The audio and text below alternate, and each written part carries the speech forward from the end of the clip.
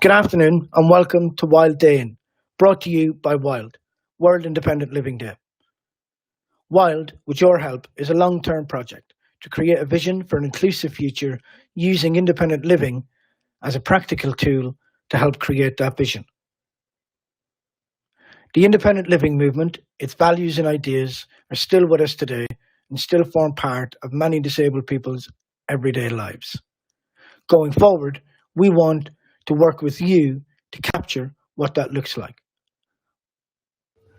Today at our launch event, the Wild Day In, we'll showcase what we believe to be some of the best performers, artists and organisations who bring to life the ideas and values of the independent living movement today. So share the link, get involved on the hashtag WildDayIn and enjoy the show.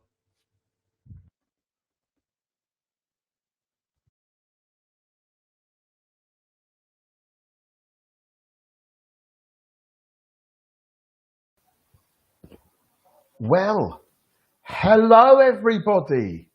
Welcome to Wild Day In. Yes, for the next 3 hours, we have got a fun-packed experience. There is so much cool stuff. I couldn't list it all. It's going to be great. And what it is trying to demonstrate that independent living is key to allowing disabled people to live the lives that they choose. Whether it's doing stuff for yourself, doing stuff with tools and adapted stuff, or having other people help you to do the things in life you want to do. Disabled people have to be at the heart of independent living. They have to be the captains of their ship. And that's what we're going to show you today. People that are taking control of their lives are being able to follow some fantastic experiences. You don't often get the chance to use the word inspirational when you're disabled and actually mean what the word means. But you're going to see some really inspirational people today who will inspire you to try some of the stuff that they're going to show us.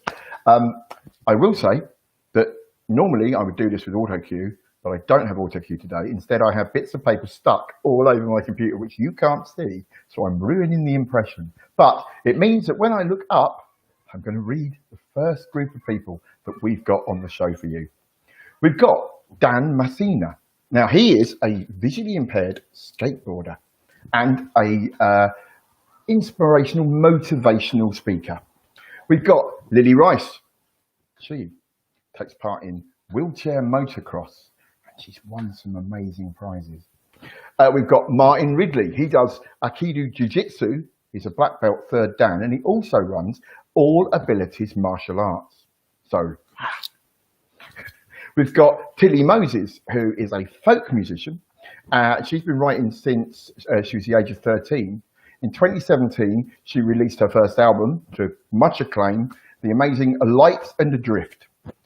Then we have Leah Mice. Now, Leah, right up my street, she's an electronic musician and producer, but also makes instruments. And she builds these new technologies and explores the relationship between the technology and the performer. And then we've got, he says, trying to see, Potent Whisper. See, this is what happens when you get old, your eyes go. Potent Whisper is a London-based rapper, spoken word artist, and a community organizer. That's just in the first hour. There's so much more to come. So stay tuned and ready for a fantastic ride as we go wild about culture. So, with no further ado, I think we should say, roll the first VT.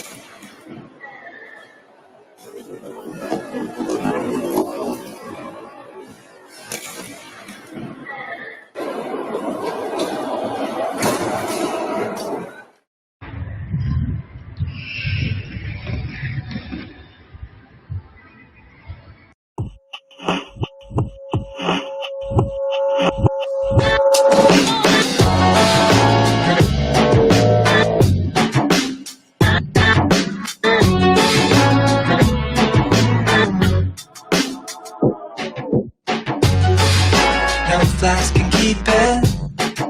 Bubble up and cut right through. Just someone I believe in. You heat me like a filament. Anytime you're in the room, you burn me and I'm smoking.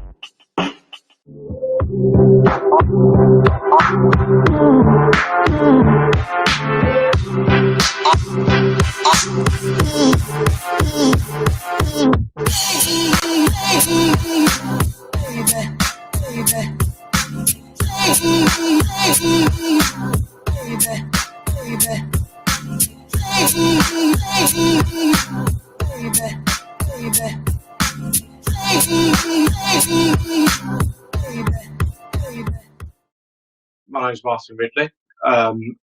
I actually work full time for the University of Reading.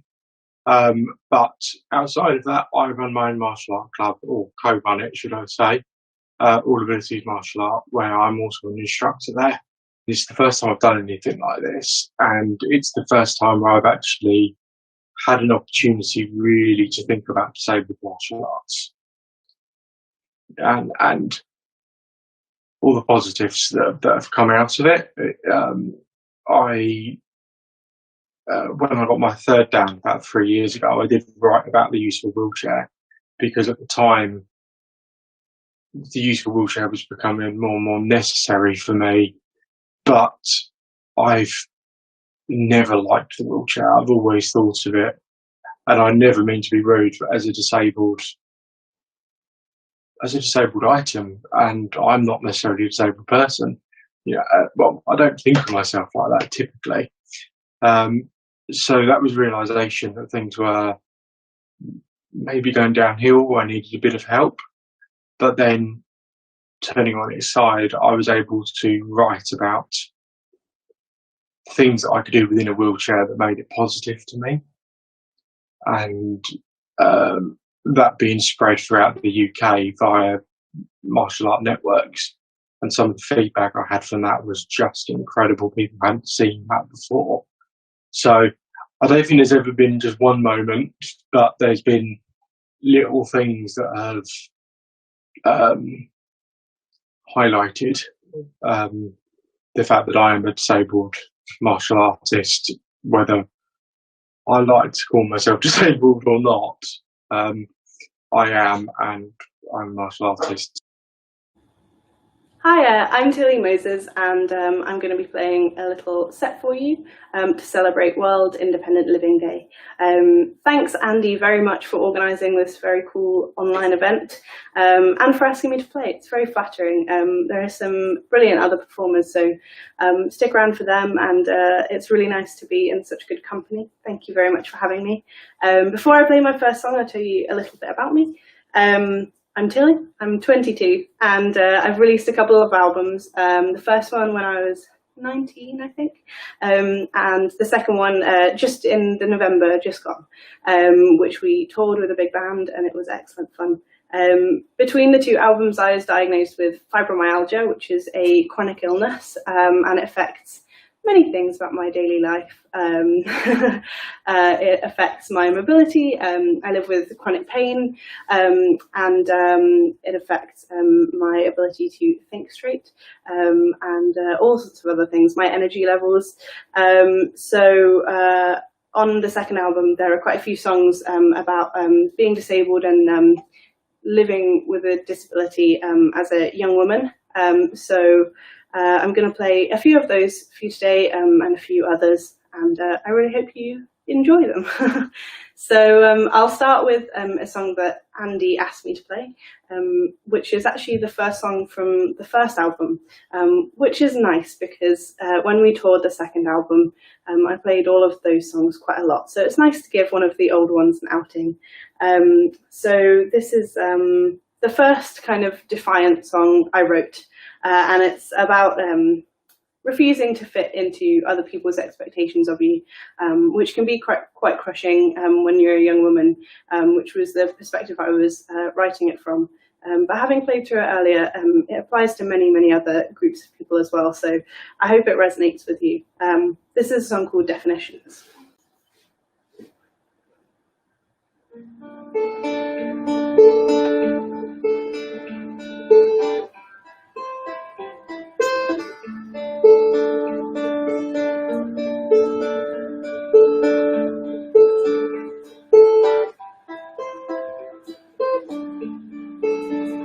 I have always defined the terms by which I'm defined. I will not just be a mouth, I won't be a mind.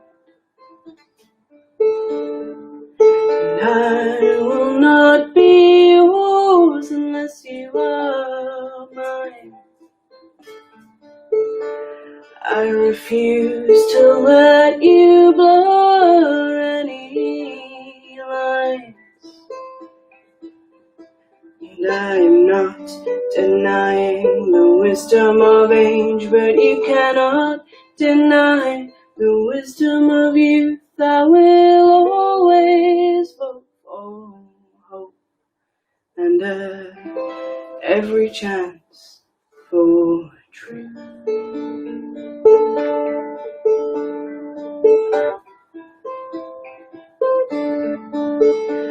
My love is not a weakness, nor is my womanhood.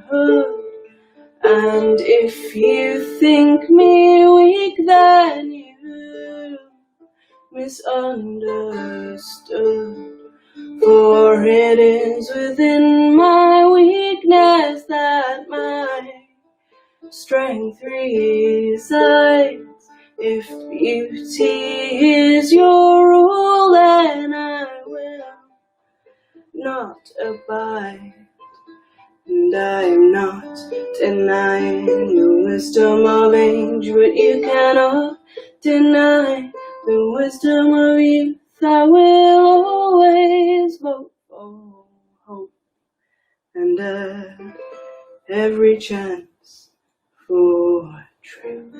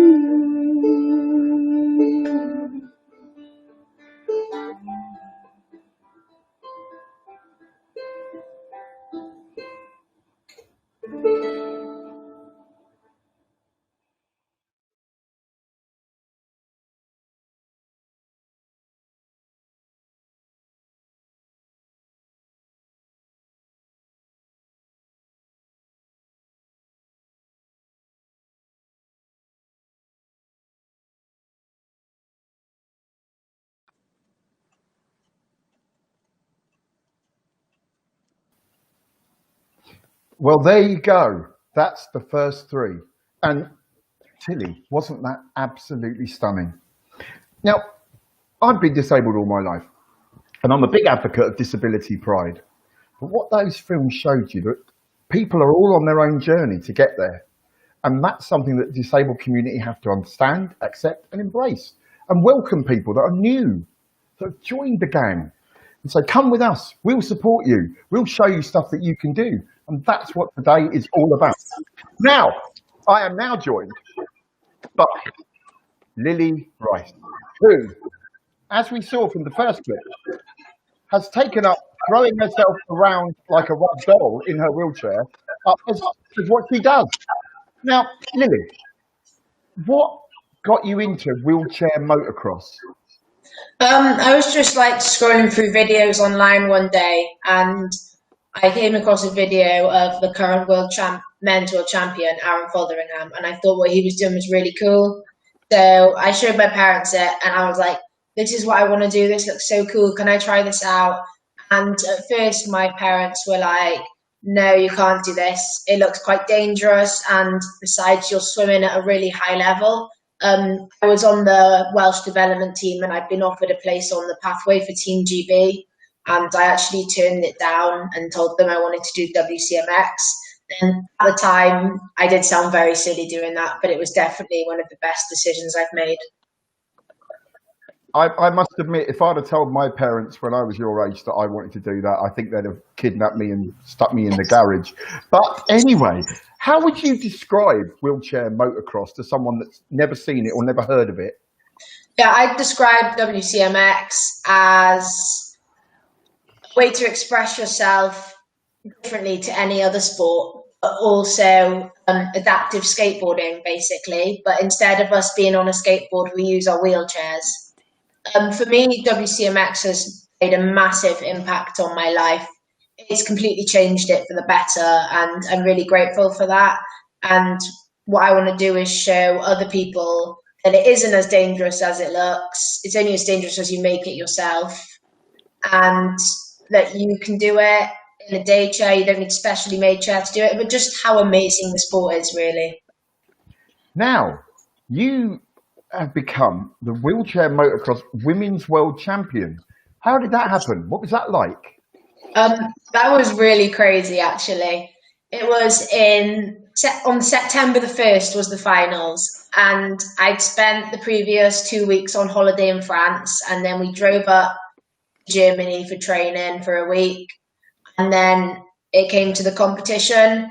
I was going in second place in the qualifiers, and I was like, right, I need to pull out something good to get higher points. And I had a little trick I was keeping in the back of my head for the finals, and I pulled that trick out along with a few other little things, and that got me there. And when they got down to the third person, I was like, oh my gosh, I'm 1 or 2. And then they said my friend was second, and we were both shocked because we both thought we weren't going to rank that high. And we just looked at each other and was like, oh my gosh, you've just got second and I've just got first. And yeah, it was just an amazing experience. And to share it with some of like the most nicest girls I've rode with, it's just really amazing. And how has it changed your life? What does it mean for your career? Well, it's a good thing to say, like put on your CV, as well as it's like when you're doing interviews to say like you can introduce yourself as the women's WCMX world champion, which is so amazing. Like I never thought I'd be introducing myself as a world champion when I was a kid.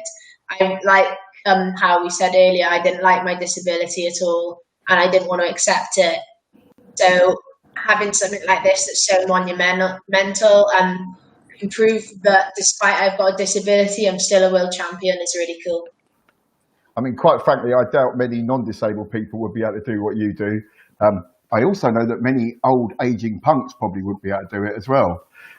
Something I'm interested in, how do you come up with these moves? Do you plan it and then do it, or do you just go and see what happens? Yeah, it's quite a creative sport. So you go to a skate park and you can't necessarily do the same things you can do at one skate park at another skate park. So you learn all different things at each skate park you go to. And it's all really about what you see in your head when you're doing it. So for some people, say for example, I'm rolling down the street, I would see maybe a few street spots that I can ride on and get a few cool bits for Instagram. But other people would just see, oh look, there's just a stair set, or look, there's just a little wheelchair ramp, or whatever, like that. And then when you come to the skate park, it's like that again, but a whole new opportunity because that's what it's designed for. For me, I watch other people who are riding what I'm riding, as well as BMX skateboarders, scooters, people on inline skates, like whatever you're riding at the skate park, I love to watch and see what they're doing and see if I can adapt it to what I'm doing. So how can people watching get involved with wheelchair motocross? Yeah, well, I'd say if you could give me a DM on Instagram or Facebook or Twitter, all my ats are LilyRice_WCMX. I'm on pretty much every social media, so it's easy to find me, and I can give you some tips. But I'd just say don't be afraid. The people at the skate park can look quite scary, but they're really not. They're all there to help you. If you were to go up and ask them, oh, can you teach me how to just do this trick? I'm sure they'd be more than happy to help you. And you don't need a WCMX chair to get started. That's another big thing. you just can go in a day chair. If you've got an old sport wheelchair lying around or something, then just go that. You don't have to do the big things first try. You can just mess around on the little things. What's the crowd like at these skate parks? Are they kind of really accepting and kind of, do you feel like part of the gang? Yeah, definitely. When I first started riding to the skate park, it was more like, why is there a wheelchair at a skate park? This is unusual. I haven't seen this. As I've started to get more well known and travelled around, and now there's more people riding in the UK and all over the world, it's becoming more of a normal thing. Like a lot of the time you'll go to like the big indoor skate parks and there'll be people on wheelchairs trying out the ramp. So there'll be some spectating as well. And when we've been there, we've actually bumped into an X Games medalist and he asked if he could have a go. So we got him in one of my old chairs and that was a really cool thing to watch. So we're going to play some more clips now, and one of them is going to be more of you doing your stuff. But before we go, is there a kind of old person's version of this, where you kind of gently roll across the skate park to get your slippers? Because I think definitely. True. I mean, the skate park's for everyone, no matter how old you are or what you're riding. As long as you're having fun, it's great. At my local skate park on a Tuesday evening, actually, more of the older guys come down. We call it the Gentlemen's Club, where me and my friend, who are girls, have kind of sabotaged the gentleman's part now. It's really nice to be around a load of skateboarders, and we're all different ages, but we're having fun, and it's also quieter in the evening. So if you want to go down the skate park anytime, I'd recommend early mornings or late evenings. You never know. I might. I don't know if my wife will let me, but you never know. I might creep off and have a go. Come back with a broken arm or something. Yeah, I'd be more than happy to meet you at a skate park someday. Great. See, there you go. We're already getting people involved. Old ex-punk will soon be throwing themselves off ramps.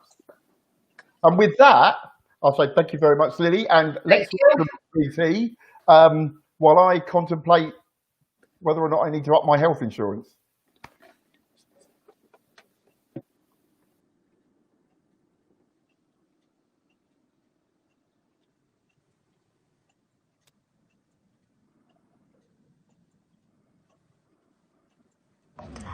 I'm Leah Mice. I'm an instrument designer and a live performer, a solo artist, a musician, and a music producer.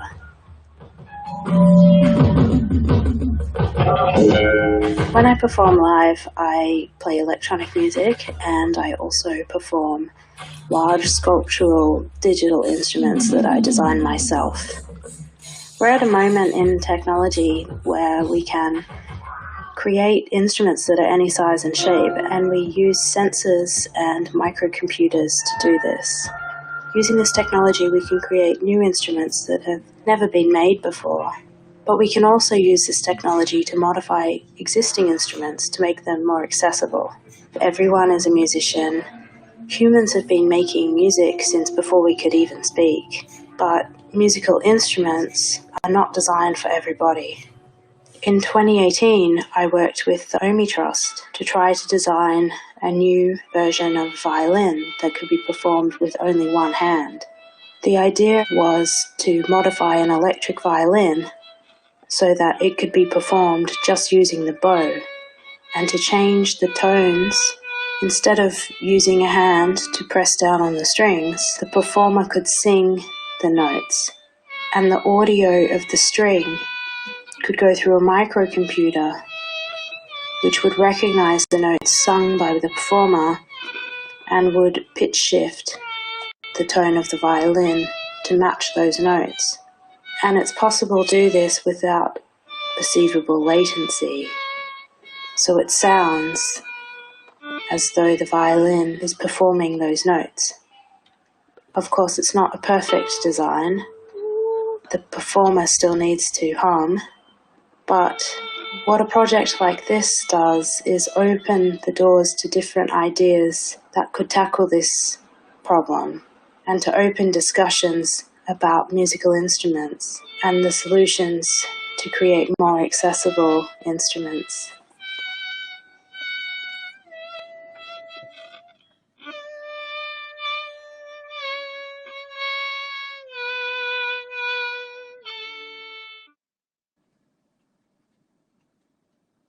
You're watching Wild Day In.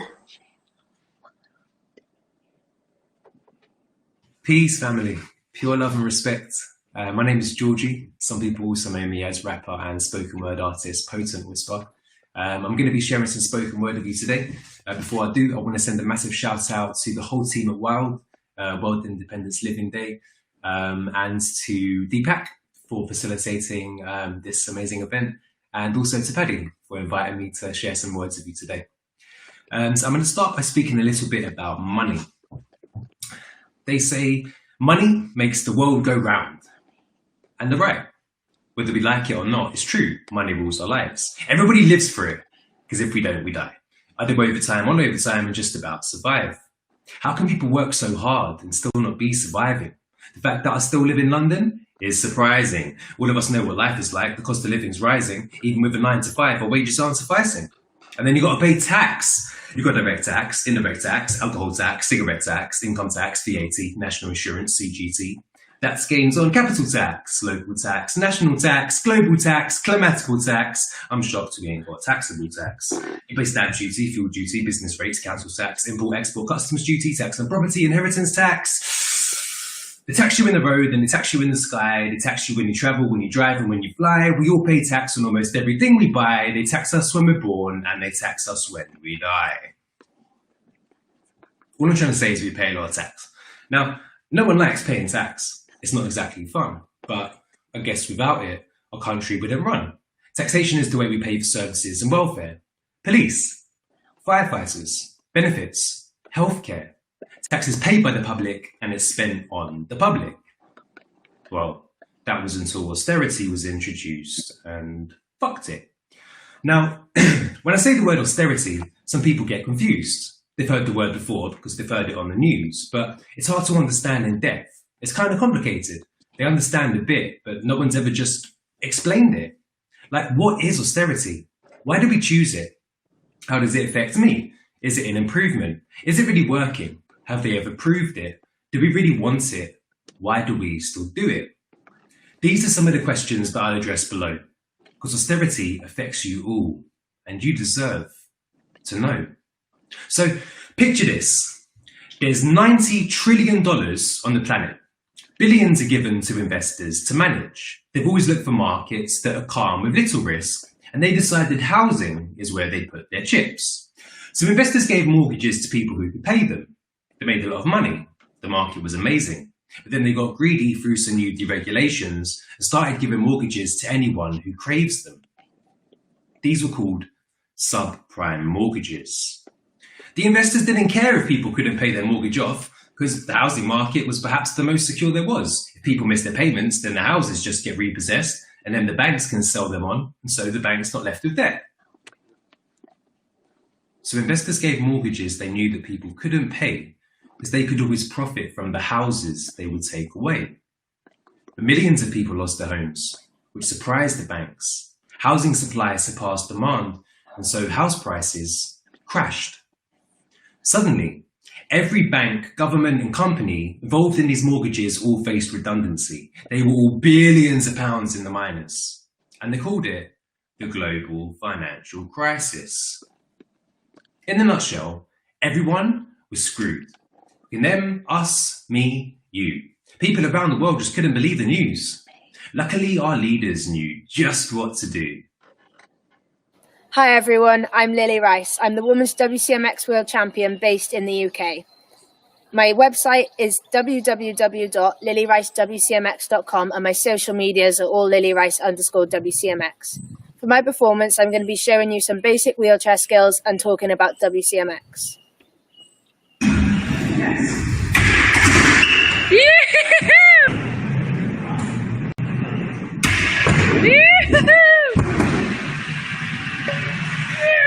Victory Warrior!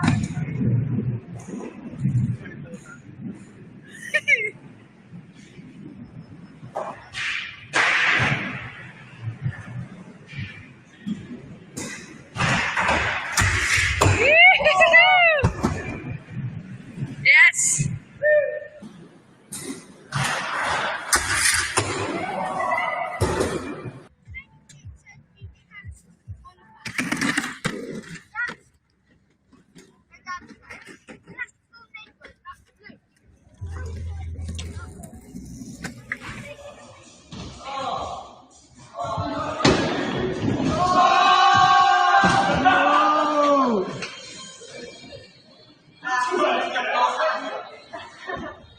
Okay.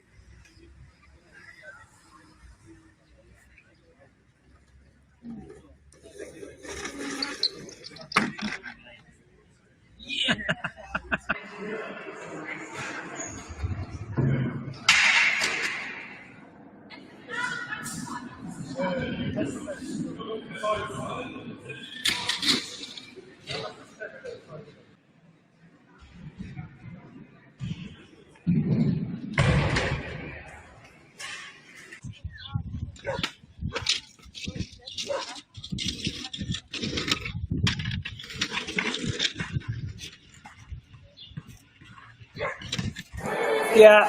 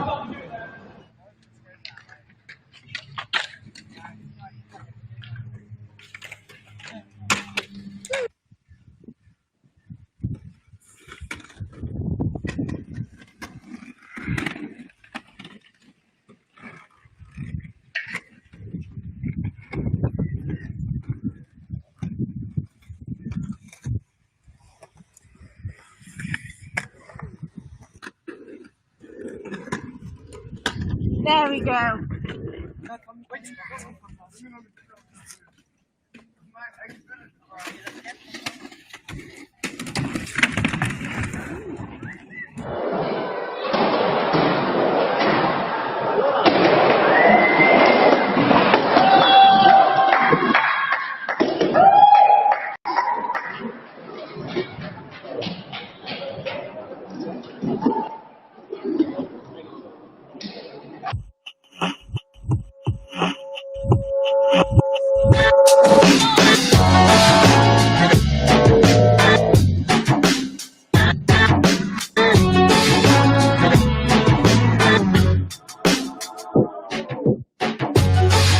No flask can keep it. Bubble up and cut right through. Just someone I believe in. You heat me like a filament. Anytime you're in the room, you burn me and I'm smoking.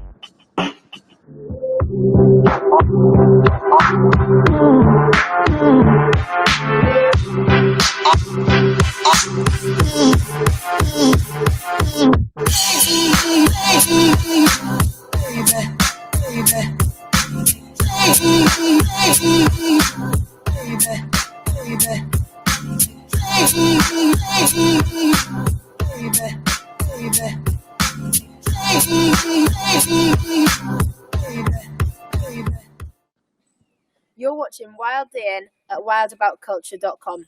Make sure to stay in touch on Twitter at wild_crips, #wildaboutculture. Remember, you can do anything you want to, you just have to put your mind to it or do it differently. Peace out. I can remember 6-7 years ago, there was a student that I was training with, and he was disabled. I can't honestly remember what the condition was, but I know that it affected his legs and his balance. And I remember him saying to me that, well, that he liked training with me, and if I could do it, then he could. And that was obviously a very, very positive thing.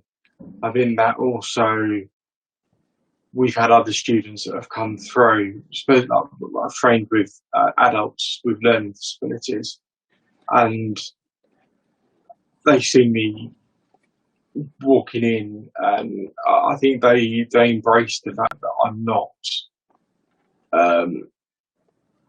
someone that's going to tell them to do all these, huge throws and everything else, and show them something that's not achievable to everyone. And I think that's a very very big thing for me. I would say that over the last 4 years, since starting this, I have met some truly amazing martial art people and been involved in different seminars. And I would definitely say that what we're trying to achieve here with inclusivity is something that is being shared within the martial art community as well, which is fantastic. The way that we've set the syllabus up is the attacks change, but not necessarily the techniques within them change. So once you've kind of mastered the 7-8 techniques that we've got, then all that really changes is the beginning. Now, obviously, we teach them other things outside the core syllabus, but you can always go back to those things as you always had a real strong foundation. One of the advantages to our clubs, apart from the instructors, because actually you're talking to me, and I'm disabled, but I'm not the highest graded instructor that we've got, not by far. We've got a guy, Roy, who's 4th Dan, and we've got my main instructor, who's actually 7th Dan. We've always kept numbers low, even when we've had higher demands from, say, kids' classes. We've deliberately set a number that we see as being reasonable. Students can get the most out of it, and they develop hard. It's not easy. I would make allowances for them being disabled. The moment they get their belts, I want them to be proud of themselves, know that they've worked really, really, really hard for it, and not just because they've paid, for it. They need to work hard, and that's one of the things I think that is tricky to sell, because again, there are a lot of clubs out there that will, you've been with us 4 months, so you have a belt.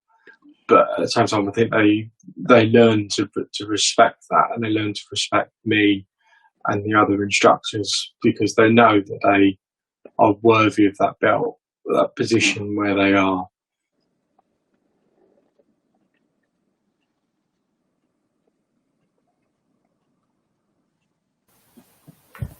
And we're back again. And we're going to be joined by Lily again, because we've had loads and loads of questions online on the live feed. Loads of people are watching. They're all really impressed, and they want to know various things that I have in front of me. So I shall ask the first question.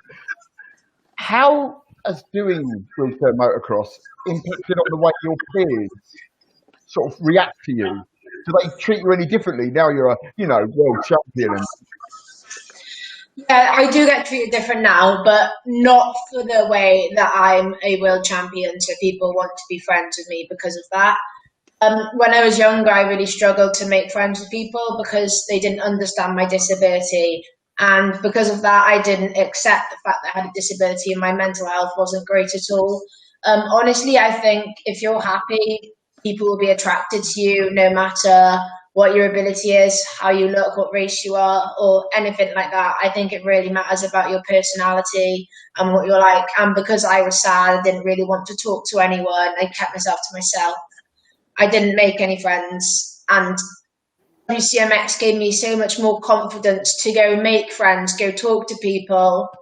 And that's really changed everything. And that's why I get treated differently. But I get treated just the same as everyone else does. I've got an amazing friend group that I've met through school, and then I've got friends all over the world. I've got friends I've met at the skate park, and then I've got just different friends from different things I've done. But I honestly think the main thing is to be treated nicely. You've got to be treated nice to other people as well.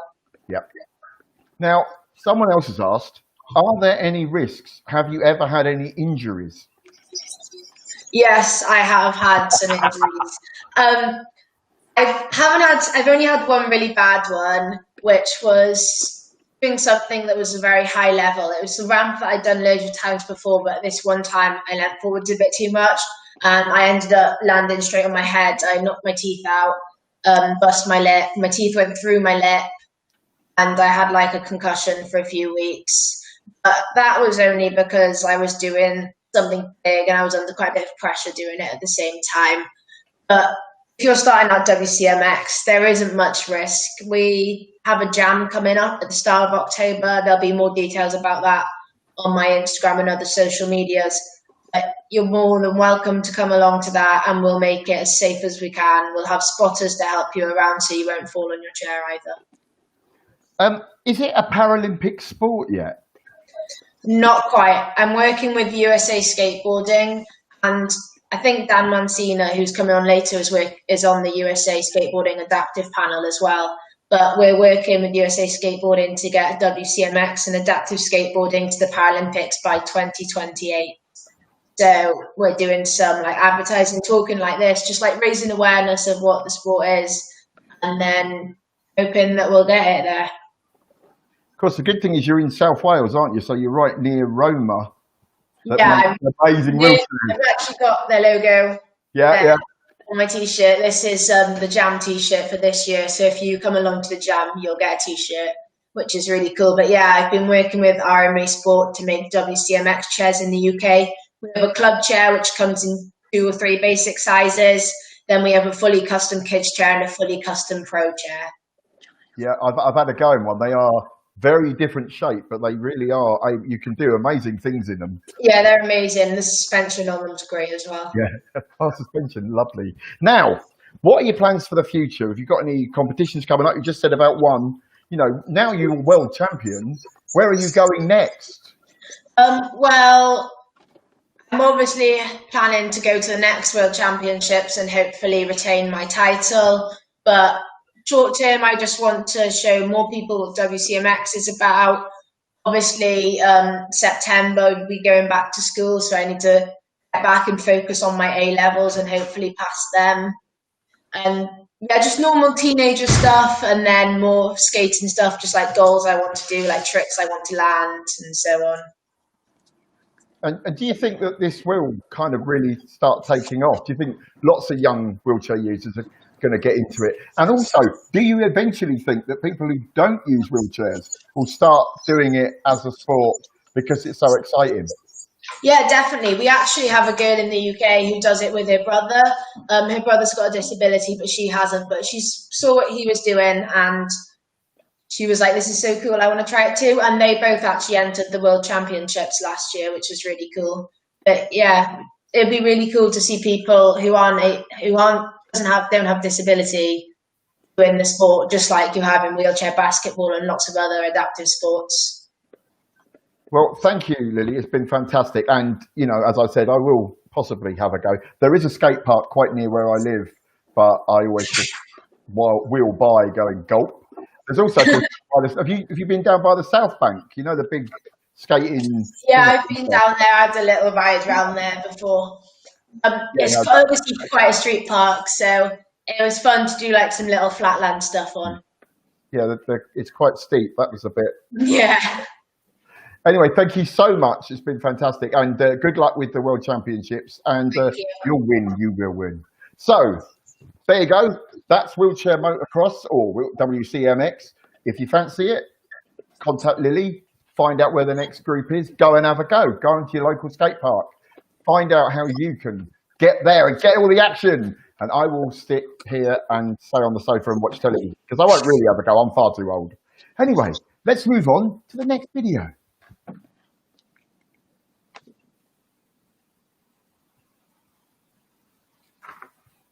This is where I find out there isn't a video.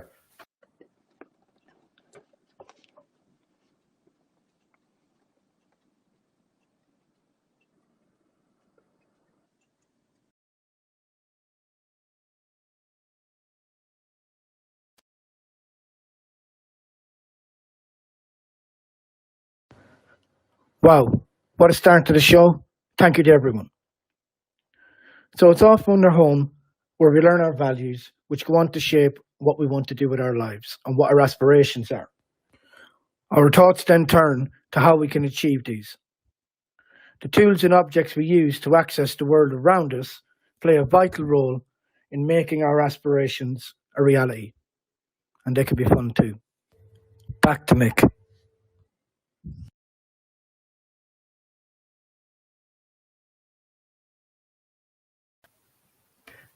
Now, it's the second part of our 3-hour show. And we've got another fantastic lineup ahead. We've got my old friend, Penny Pepper, writer, poet, authoress, actress, general all-round superstar, who used to go to the Blitz and Heroes long before I did. They were clubs, by the way, in the New Romantic era. She styles herself as a naked punk, and she writes about romance and sex. And it is going to get a little bit steamy for the next hour. Then we've got Hot Octopus, who design innovative and cutting-edge sex toys that look gorgeous, but also work with your body. We've got Robin Wilson Beatty, who is a disability and sexual health educator and writer. Then we change track a bit. We've got Permastun Gaming, which are an expert group of gamers, but they all have physical impairments. Project Impact. Now, Impact is a UCL-based project that's trying to build projects that make disabled people's lives more accessible. And then there's Access to the Outside Guide, or Access TOG. And basically, Access and Inclusion expert Debbie North, she uses a range of wheelchairs to go out into the countryside. And she wants to kind of spread that and inspire other wheelchair users to do the same. Now, I have just bought a hand cycle attachment, and I'm looking forward to trying to get it to work so I can go out in the country, because that'll be fun. And I live in Camden where there's lots of cobbles, so it will come in handy there as well. So I'm really interested in that. Okay, so that's what's coming up next. We are going to have another little video clippy thing for you, and then I shall come back with the wonderful Penny. So don't go anywhere, folks.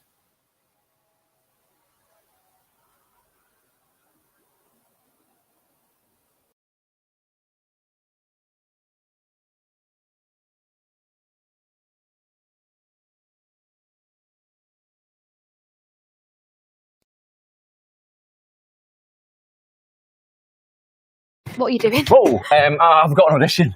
Oh my God, well Yeah, I'm done! just practicing. You know, it's for a visually impaired character.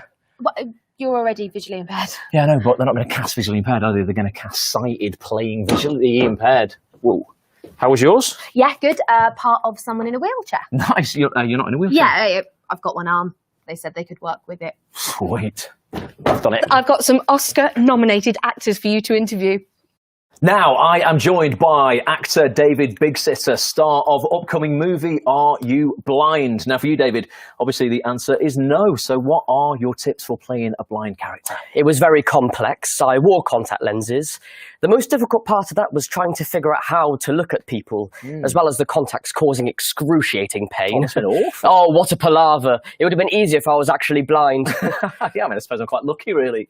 Oh, wait, are you actually blind? Well, partially sighted. Oh, you don't look partially sighted. Oh, thanks, David. Tyler, you play a wheelchair user, but you're not one. How did you overcome that barrier? Yeah, my nephew used the wheelchair. We didn't want to put people off. We wanted to show it like they're normal people. You know, it's not about the chair. So it's harder than you think, you know, using a wheelchair. Yeah, I know. Do you? Yeah, I use a wheelchair. You see, I don't even see the chair anymore. I just see people. Here I'm chair blind. Yeah, me too, mate. Nominated for your role as the sexy one-armed warrior. Funny stories about how she lost her arm? It was hilarious. There was the waste disposal unit, the smoothie maker accident. What happened to yours? I was born like it. Oh, well, that's lucky. Why do you think you were nominated? Well, I just think I really get it, you know? I could lose one of my arms right now, and I'm so good at it, it wouldn't make any difference to my life. So what you're saying is that only members of the royal family can appear in the crown. That's not what I'm And saying. presumably Paddington can only be played by a real bear. haven't What about a ghost? Only played by an actual ghost? And if you're doing a biopic of Hitler, you can only cast somebody who the fourth of 6 children who studied divinity, Chancellor of Germany in 19... Keep up, love. No. No, we're just saying that maybe Ross could have played it. Yeah, I could do Hitler, maybe. My name is Alexander Nathan, and I'm the founder of Permastun Gaming, a para-esports organization / clan that really tries to make a difference for people with disabilities in the esports world. It all really is that we are a bunch of people with disabilities that want to take competitive gaming seriously. And in order to do that, we ganged up together to show the world that it's possible. Promos and gaming really started when I made a complaint on the internet that there weren't enough people with disabilities as a professional gamer in the biggest clans. And to make that happen, I realized we had to change our way of thinking. That we have to people with disabilities overcome certain boundaries or even expose those boundaries. So because it maybe hadn't been done before, we just set to forge a path. That's how we started off, and we recruited people, and then more people joined. Now we stream, we have active social media, and most notably our Discord channel, where we help each other out, give each other tips, not just general gaming, but really people join and say, oh, I only have one hand. How can I get the most out of gaming? How can I keep up or become better than the average person, even if they don't have a disability? We really want to excel and show the world that in esports, a disability is no hurdle. When you join a team, it is often a very intimate experience. It's not just that you are playing a game together, but you're growing. And that forges an extreme good bond. It's what team building essentially does too. And when you have these kind of bonds, you're willing to share your inner secrets sometimes, your struggles. And by doing so, you open up a dialogue between members of the team in the community itself that you wouldn't otherwise do with a stranger. Even sometimes with your parents or other family members, because they might not understand the struggles of a person with a disability. The gaming industry does a lot. Does it do enough? It's difficult to say. I think it will never be a fight you can win, because the industry needs to be aware that this is a continuous fight, that you can never stop. And you do it because it's the right thing to do.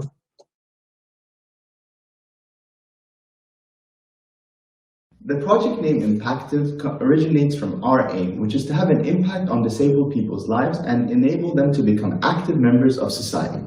We aim to tackle challenges that disabled people face through the design and build of customized equipment and technology to make their lives a little bit easier. We were founded in 2016 under the Volunteering Services Unit, which is part of the UCL Students Union. Our projects are achieved with the help of the clients themselves, since the idea of the project is not only to find solutions for them, but to immerse them in the process, and it allows them to be a part of the problem solving, enabling them to define solutions for themselves. Through interaction via planning, brainstorming, and designing, we find the best solution for our clients, and then we fabricate them to the best of our ability to produce final solutions. Hi, I'm Debbie North. My title is Inclusion and Diversity for Access the Outdoor Guide. So basically, I do the style-free walks for the Outdoor Guide with Julia Bradbury. We've got this huge platform for promoting the walks that are out there and the places that have got the facilities for people to get out and experience the countryside.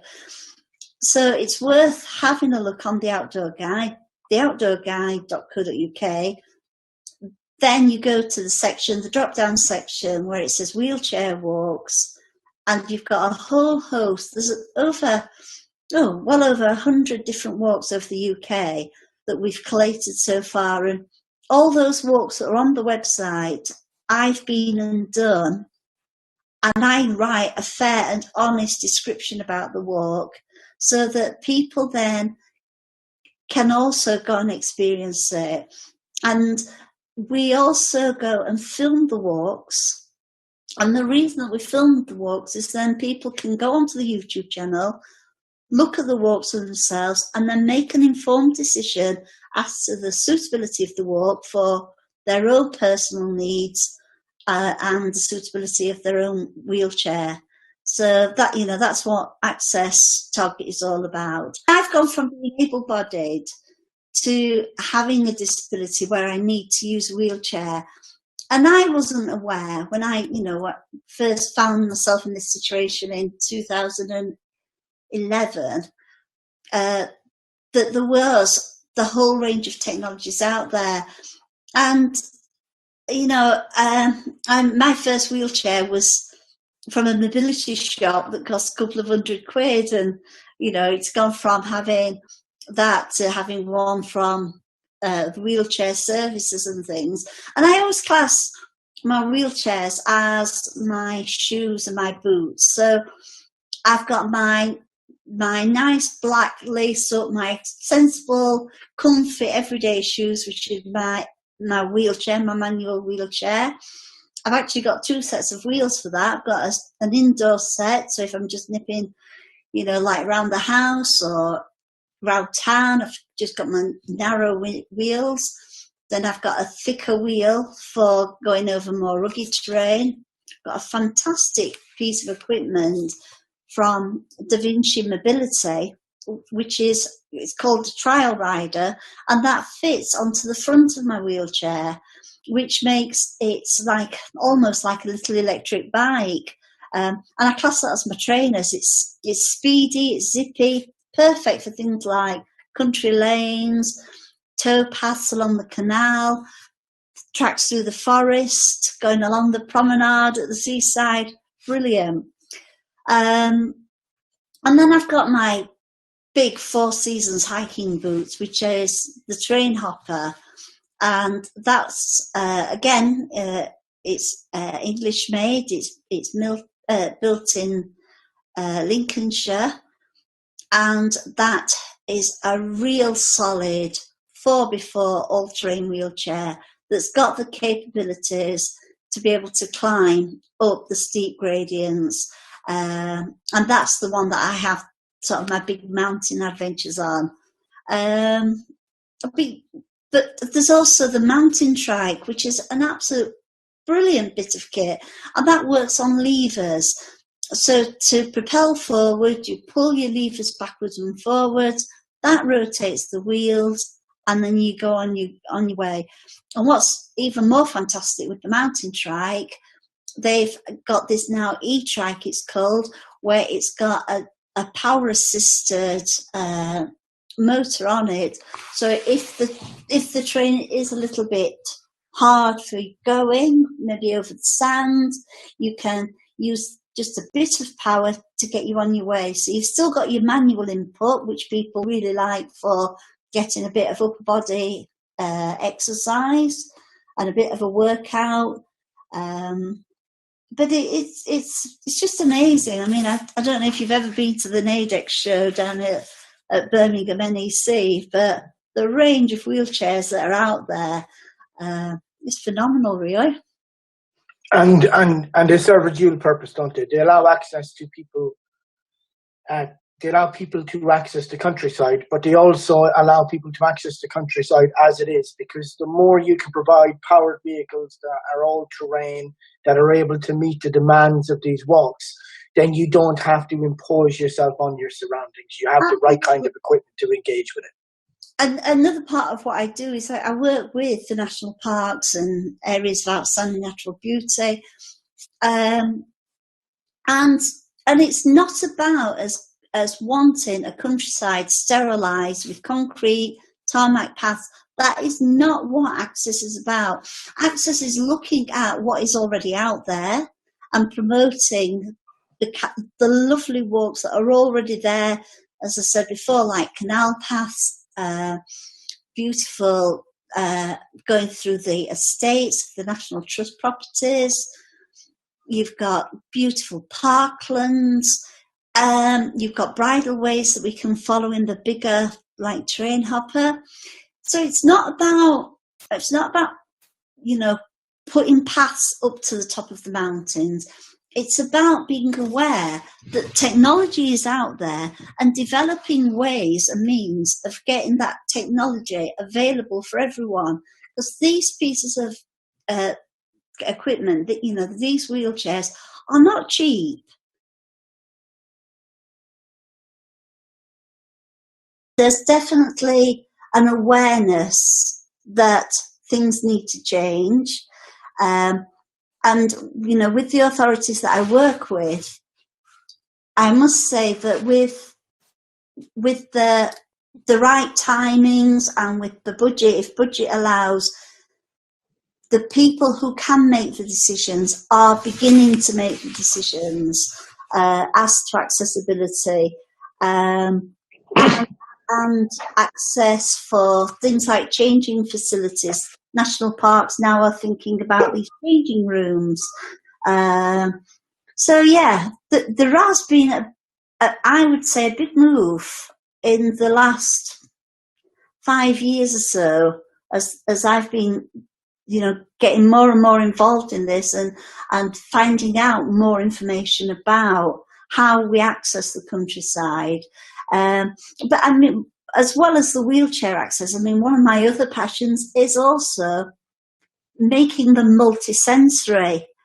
So people with sight impediment can go out and enjoy a walk. I also think it's really important that people with hearing loss have right access to know where they can go to. So it's not just about wheelchair walks, it's also about creating that multi-sensory experience. Projects vary greatly in complexity and type, but the way that we handle them is essentially the same. Following agreement with our clients, we design them using a CAD software such as CATIA V5, and then we show them to the client and either a chartered engineer or a professor from the university to validate their robustness, viability, and safety. The great thing about CAD designing our project is that it allows us to have the designs on file for other engineers to use in case we have a change of volunteers midway through a project or something else happens. In fact, with some of our partners like Meru, they've asked us to not fabricate the project at all and just merely send them designs.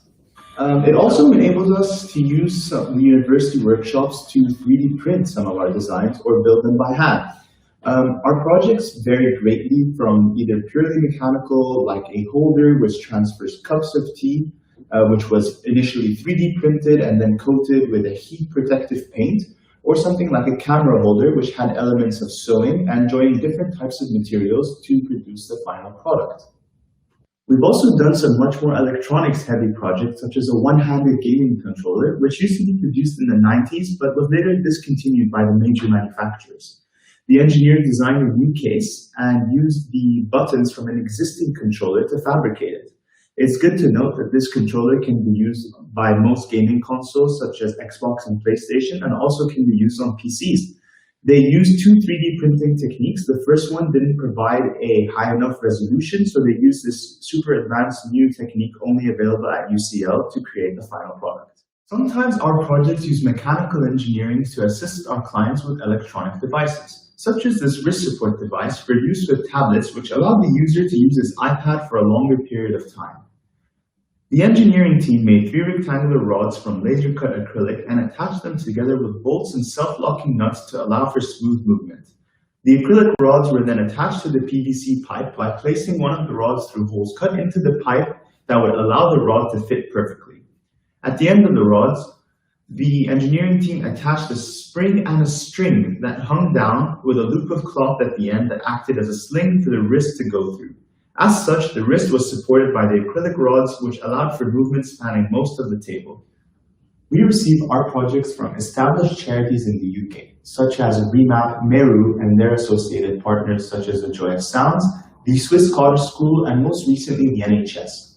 We try to present our initiative as much as possible at internal events at UCL or external events, and we've been lucky to have been awarded with some fantastic awards, such as the Princess Diana Award and most recently a nomination to the Mayor of London Volunteering Awards in 2019.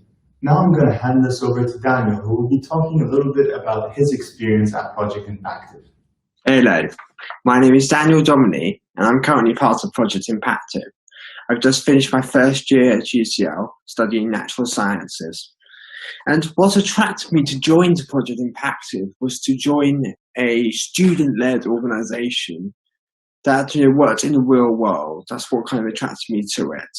But also to foster that kind of collaboration between disabled people and non-disabled people. With myself being a disabled person, I really like to see that collaboration, because I think this is what is critical to Project Impactive's impact into society, that it enables these people, these engineers that currently do the projects, to go out in the workplace, go out when they leave university, but to realise with just such a small, change, our products that we make, how much more capable they can be, what the potential is if the able-bodied people allow this change that we're asking for in this festival to happen. And it just helped, because I've always realised growing up as a disabled person, sometimes it's a bit awkward, for disabled people to kind of have that conversation with non-disabled people, vice versa. And it just helps to break down those barriers and just, get rid of the stigma in terms of, there's lots of issues, will make the situation worse. So as part of Project Impactive, we do lots of disability awareness training. And that's something we really want to look at going forward, because we want it to be highly relevant. Yeah, so I think this kind of work does help people to lead independent lives where they have a choice. I think that's what Project Impactive does. As well as allowing people to do something, it gives them the choice to do something. So the aspects of Project Impactive that I'm most looking forward to in the future are really caused by this COVID outbreak. It's causing us to reconsider the way we do things, but it may cause us to have work remote virtually, which may mean that we'll be able to reach more people over a geographic distance. It also really goes along with what we've been doing, because as a group of students, we are obviously under-resourced, so we have to question every design decision, sometimes going against convention. I just believe, as Project Impactive, we've been doing that all along, and now we've got COVID, we'll certainly be able to continuing to do the same again.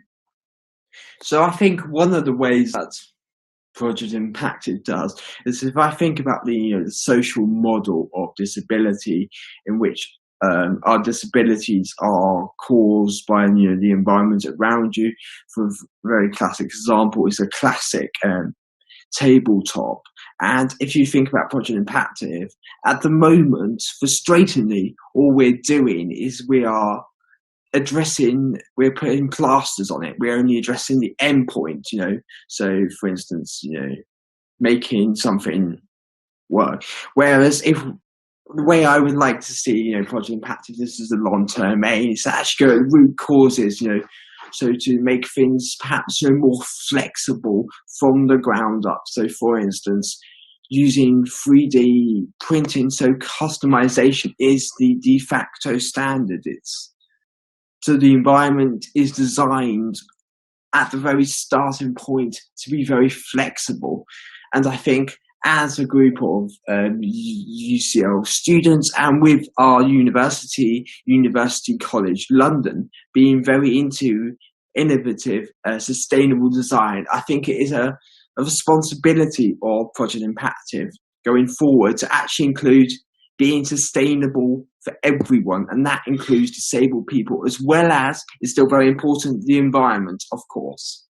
So the things that I'm most excited about Project Impactive is really kind of, expanding our work, helping more people, perhaps taking on higher risk projects, more impactful projects, but also, continuing to make able-bodied people, feel more confident to interact with disabled people, getting rid of that stigma, helping that integration, So almost we can work side by side as one. And I just think that's just so critical to catalysing that change, because if we equip people with a true understanding of the potential of disabled people, I think change will be brought about much quicker, because they will realise the trade-offs are very small for the potential impacts of what we're trying to speak for today. Okay, so I've already talked a little bit about how Project Impactive feeds into independent living. I think also another aspect is that I find as a disabled person, I can quite often get adjusted to a new normal. I know it's been said a lot because of coronavirus, but I think it happens a lot as a disabled person. You kind of assume you want to do something. And sometimes you can, independent living, you may just assume a non-independent life just to be the normal. So you don't necessarily aspire to live an independent normal. And I think by, showing people what the potential is, if they have a customized product, because customized product, it just helps them raise their aspirations and go, okay, hang on a sec, perhaps there is another way around this. Perhaps there is a way I can live an independent life. So one of the ways I believe that Project Impactive can continue on making the existing solutions much better comes to this idea of empowering disabled people. Because at the moment, I think sometimes it's multiple steps, it takes to develop a project. Sometimes, you may make one person a particular, a unique, bespoke project, but then what that kind of leads to massive, almost a key being unlocked into further possibilities, and it kind of goes on a journey of, moving from product to product. So it's that kind of journey that I want to so with the people that we work with, I want to go with them, help them to develop this kind of imaginative approach. Because one of the most challenging things with Project Impactive is, actually understanding what does the client want. And that comes to what I've talked about previously, in the fact that people get used to a new normal. So it's it's trying to, let the client lead, because it's their life, it's their opportunity, but we want to stand there supporting them to achieve the best, to empower them, and to empower them to do it all over again. And hopefully even, this is a long way off, but we would love to, as much as possible, to teach disabled people to make bespoke products for themselves. This is certainly possible with 3D printers. That kind of process would be really exciting.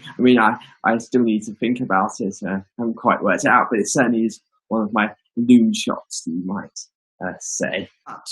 So here are the ways you can get involved watching this. So number one, if you're a UCL student, just search us on Google, Project Impactive, our website should come up, and just drop us a message. We'd love you to have you along. We're always on the lookout for more engineers, because that means we can take on more projects. And so if you're not a UCL student, there are other things. We're always looking to expand our partners as well. So perhaps we currently work with Remap and Meru, which we've talked about previously. So if you know any partners, or you're interested in helping us source projects, provide expertise to the engineers, we'd love to hear from you too. And thirdly, if you're able to provide any resources, whether that's financial backing, or perhaps some maker spaces across London, we'd love to hear from you too. Hello people, we're back, and we've almost fixed it.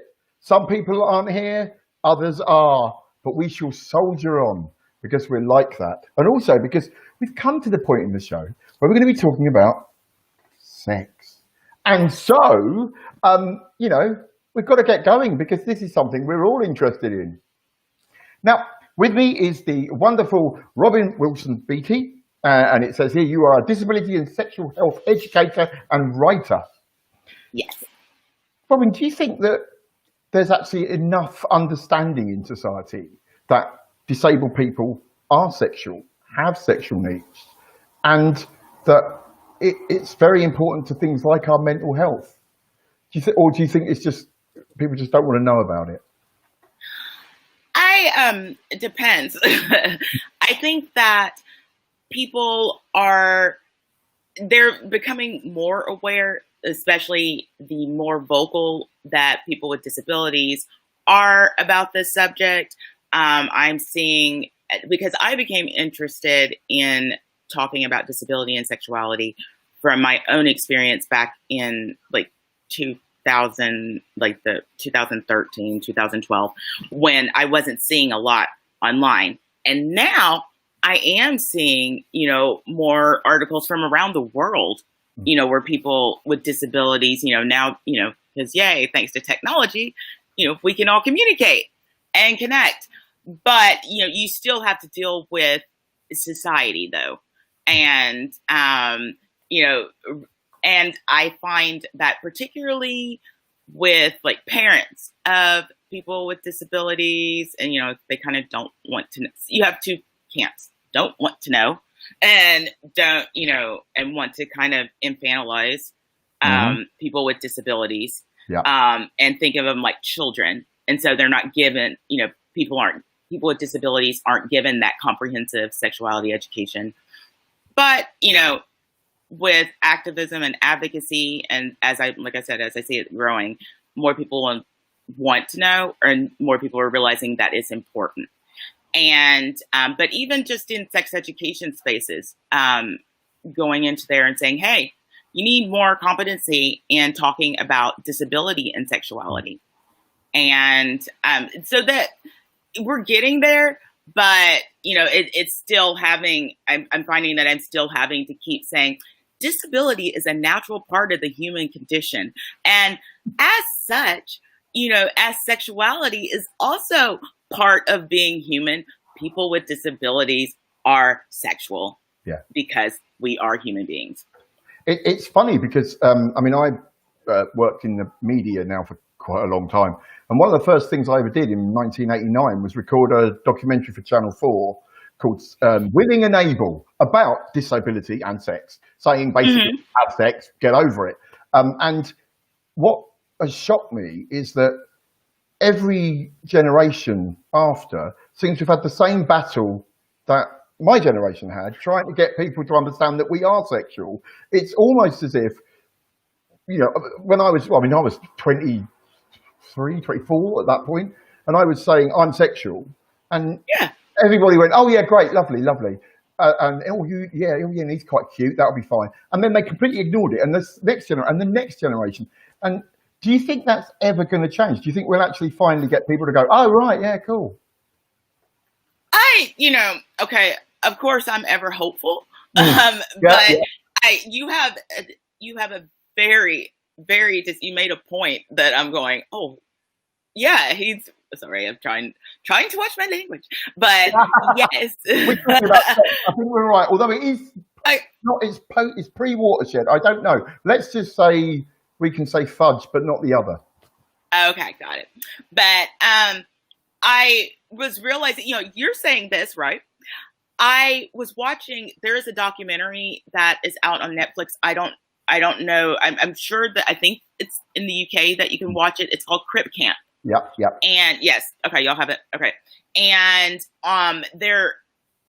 Denise Jacobson is on there, and she was talking about how in I think it was the 70s, how she went back and she went to school so she could get that master's in human sexuality, because she realized that there wasn't that education or that outreach or people realizing that people with disabilities have sex, because she talked about in the film how she contracted, she was having sex, and it turns out that she had contracted gonorrhea.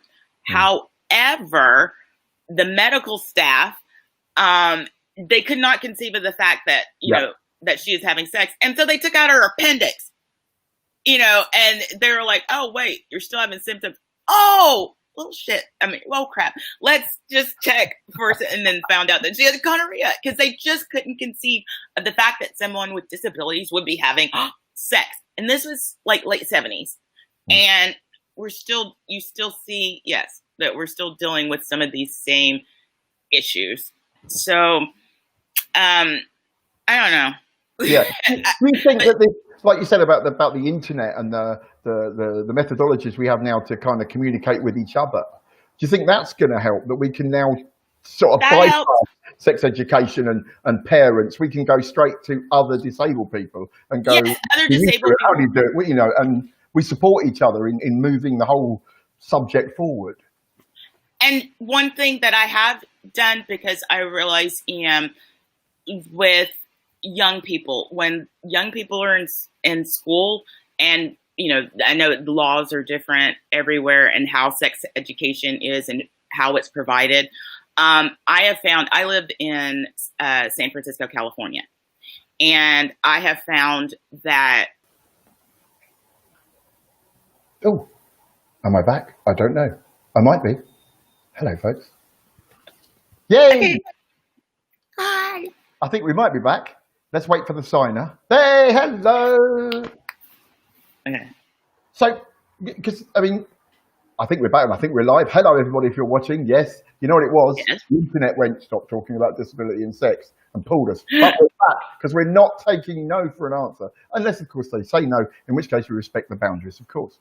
So, one of the things I think that worries me as well is that lots of non-disabled people don't realise that understanding disability and sexuality will impact on them, because whether they get old and lose the ability to have sexual function, whether they have an injury or something, lots of the people I meet who have had new spinal injuries, for example, spinal cord injuries, are bereft that they can no longer have sex like normal.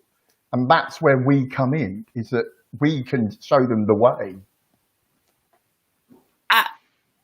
I keep hearing like two types. I'm having two conversations coming in at the same time. I don't know if it's like an echo or something. You're probably hearing them trying to fix it. Oh, I'm here. Oh, and I see another person. Hello, can you hear me? Are you there, Penny? I'm here, Mick. Oh, yeah. We've lost someone. Oh, it's all going a bit pear-shaped. This bit has been a little bit more trying than the other ones, I won't deny. But I think you're right, Mick. It's because we're trying to talk sex. Yeah. And the internet, puritanical gremlins are saying no. No. You either don't have it or you pay for it. That's the only way you can have it. Absolutely. Otherwise, it's just not going on. Yeah, like that film. Let's not talk about No. Are you all right now? Can you hear one person, or are you still hearing many people in your ear? I'm hearing one. I'm hearing you. I'm hearing you, Mick. Robin, are you hearing one or two? Or Robin's I'm hearing several people all keep coming in. Well, one after the other. Apologies, Robin. Thank you very much for coming on. I think we'll cut to Penny Pepper now. Thank you. Okay, all right. Then, well, thank you so much, Robin. You've been fantastic. Sorry, Carl. It's okay. But yay for sex. Nothing like a premature. Anyway, back to Penny, wonderful Penny Pepper. Now, Penny, hello, Mick. You've very much like myself been banging on, shall we say, about sex and relationships for most of your professional life. I have indeed. And I have here one of your wonderful books filled with very racy stuff, I won't deny. Why do you think that the idea that disabled people have sex seems to be so difficult for the general public to just grasp? Well, I think it goes in cycles, Mick, and I hope, I'm sure you will understand my point, in that things get a little better, and then it's like out there in normal land, ironic term, Crip tribe will understand, in the non-disabled, they kind of lose it a bit, and they get obsessed with are they tanned enough? Are they buff enough? Do they need steroids to have muscles on their chest? Blah, de, blah, de, blah. And when that happens, suddenly sex and disability becomes uncomfortable, twitchy, taboo. And we're back to that idea of we only have sex if we pay for it. Yeah. Yeah. Which is mostly men as well that have that, even that luxury. So, I mean, that's one of the big things, isn't it? Is that when society does deem to talk about disability and sex, it tends to talk about men, normally wheelchair users, having sex, and everybody else is just kind of ignored, especially disabled women, and especially gay disabled people who just seem not to exist at all. What can we do to change that? Well, as you know, my main thing in life that I've done for a very long time is I'm a writer, and one of my first books was Desires, and very cheap, shameless, whoring plug, if I'm allowed to say that, is my ebook Desires Reborn. That's a rarity now, Mick, but Desires Reborn is available for Kindle and all platforms. I can't believe that even now people still find that shocking, because I've done a memoir and I talk about sex in that. I've got sex in this, and I may read a poem from that if I'm allowed, which is my poetry collection, and my novel. Just finished that the other day. And it's still a thing. Like, I'm often told to take some of the sex out of what I write. And the reason being is you could say everyone knows how to have sex. But I don't think that's true. I think everyone knows what copulation is. Or mating within reason, but they don't really know what sexual expression is. And if you're a young disabled person, I had this before Desires came out, people saying, we just didn't think we could do it. We just had no concept. And it was really rewarding to have young disabled women in particular saying, you made me realise I could. That's 20 years ago, Mick. All we can keep doing, we'll be doing this till we gasp our last, I think, is just say, this is us, this is our story, like any other tribe within, the human experience is large, varied, contrary, but it's here and we need to tell it. So I really don't know what else. We have to be. And I also think there's this thing, and we're dragged into it a bit, and you know it, and I know it, that if you get a little bit of celebrity around you, somehow you're allowed a little bit of that. Then it's okay for you to talk about sex, and everyone comes to me and you, I think, to some extent. Yeah. Do you know how old I am this year? Well, I know that we have a similar age, so. And I know I don't look it, but as I say, punks never age. I'm 60. I am 0 next month. And I know I don't look it. I don't believe in acting this age. I think it's about how you feel, your attitude, your outlook. But I can imagine me sort of going, yes, I'm 80 years old, and we're still going on about disability and sex. However, the bigger issue, of course, is how people generally, human beings, think about sex.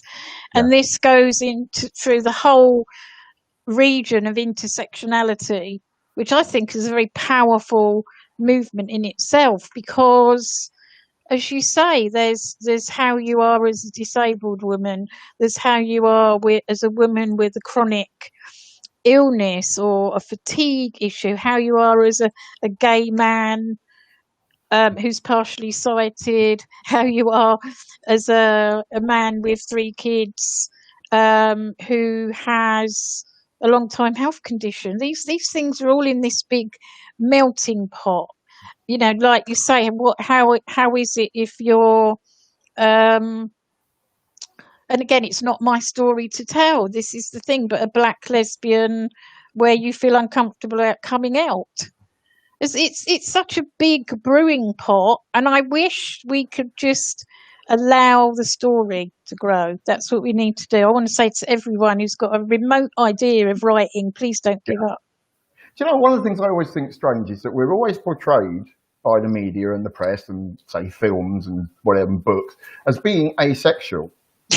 Yeah. And yet, everybody I know who is disabled is either married with kids, in a relationship, out on the pool, and there's some people that aren't with someone, that are having trouble finding someone. But the majority of people, and not just, kind of people that are on telly or look sexy, but people with very profound impairments are also in very happy relationships. I know. And yet you never, ever see that. You always see, either assisted suicide or we're all going to pay a hooker. And it's kind of like, I know.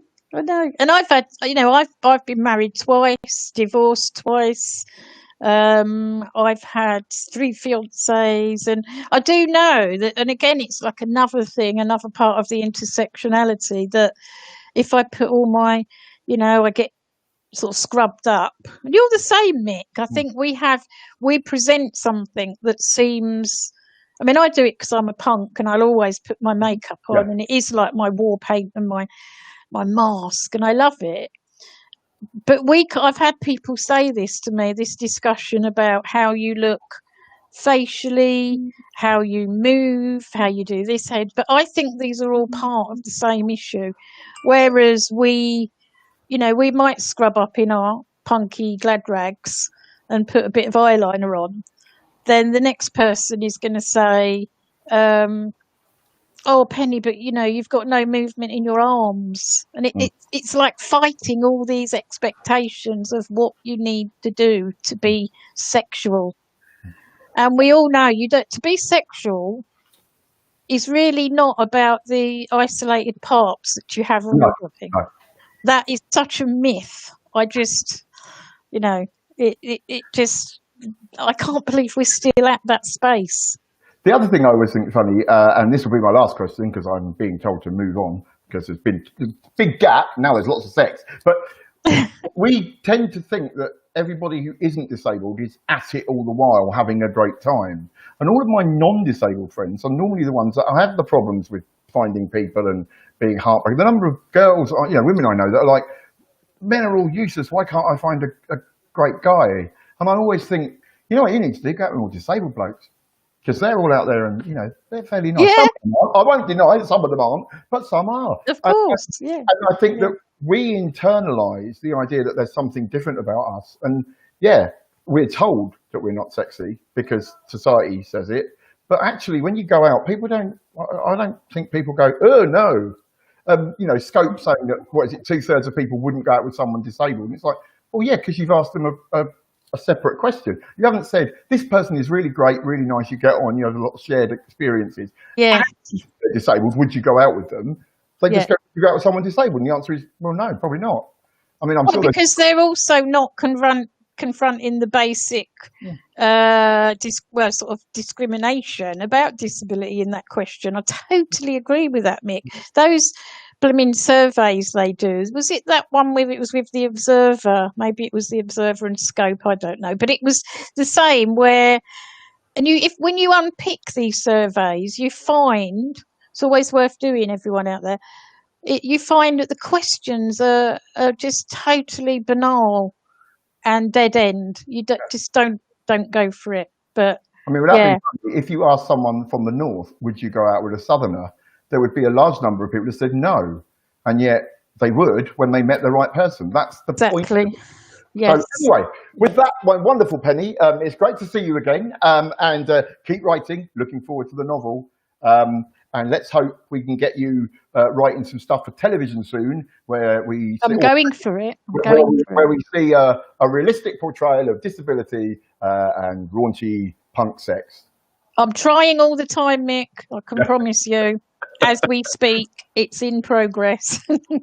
It's always good to keep your hand in. Anyway, thank you. So thank you very much, Penny Pepper. And now I think there might be another video thing to play.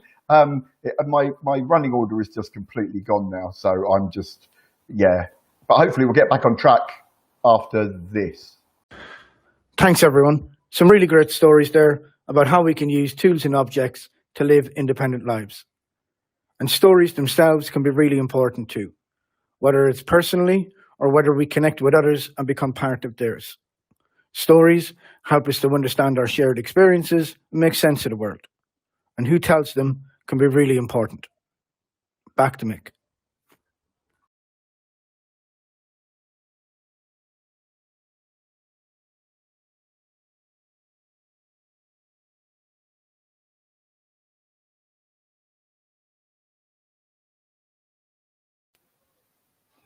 Well, we're coming to the final hour. We've had the weird bit in the middle, but now it's all going to go smoothly again. Because now we're talking about stories, talking about how we can tell our stories, and that will enable us to feel better about ourselves and also allow society to understand us better. We've got some fantastic stuff coming up. We've got the wonderful Rosie Jones, comedian, actor, general all-round, total superstar. And I can't wait to interview her. And we may just mention sex because why not? We're on a roll now. And we've got the Disabled Artists Networking Community, or DANC, which is up in Manchester, but they roam around the country, and they are a group of disabled actors and performers who work together to try and change the way we're portrayed in the media. And like we were saying, the media doesn't portray us correctly, and it's time that we pushed for that change. Then we've got Reclaim Our Futures. We've got Sheffield Deepak. Get on there, Deepak. And then we've got David K and Ruth R, who are musicians and will be giving us a little song.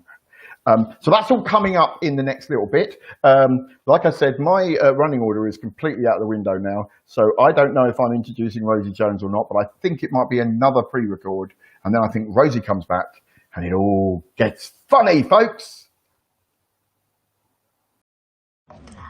I'm Leah Mice. I'm an instrument designer and a live performer, a solo artist, a musician, and a music producer.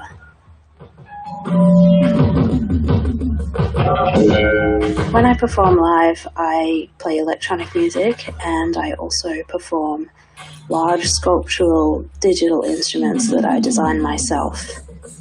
We're at a moment in technology where we can create instruments that are any size and shape, and we use sensors and microcomputers to do this.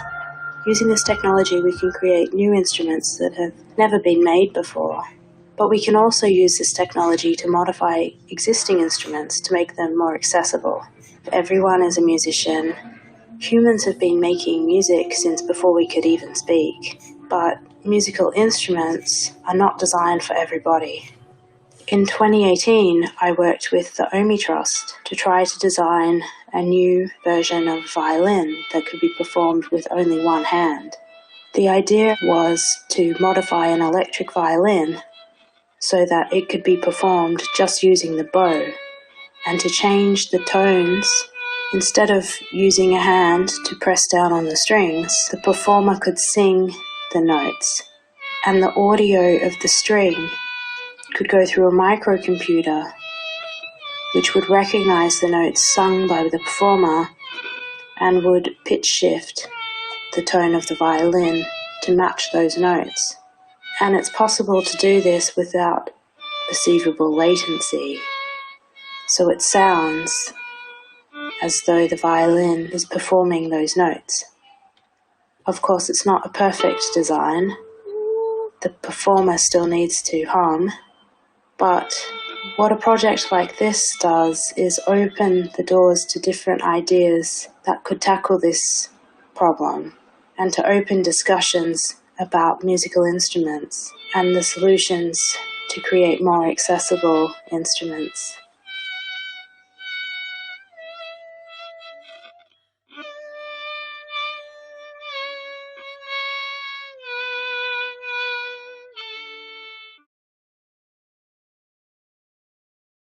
You're watching Wild Day In. For The Fight Continues, and you're watching Wild Day In. I'm Sophie, or Sophia. I recently graduated from university, and I'm now working with The Fight Continues TFC, which is an anarchist magazine, as a regular contributor, and I'm currently working on a piece for the next issue, which is going to be about university and disability. TFC in general, and kind of there are a few related products like Westbury Sessions. With TFC, Lola and the co-producers kind of made a really concerted effort to make a platform for people who might not otherwise be able to access one so easily. And so not only does that give kind of exposure, but also, you know, it allows people to get paid for their content as well and for things that they create, which is really important, I think, especially in the context of. Hello, I'm Mark Wilson, and I'm the exhibition officer at the People's History Museum. Over the last 2 or 3 years, we've been working on a project called Nothing About Us Without Us.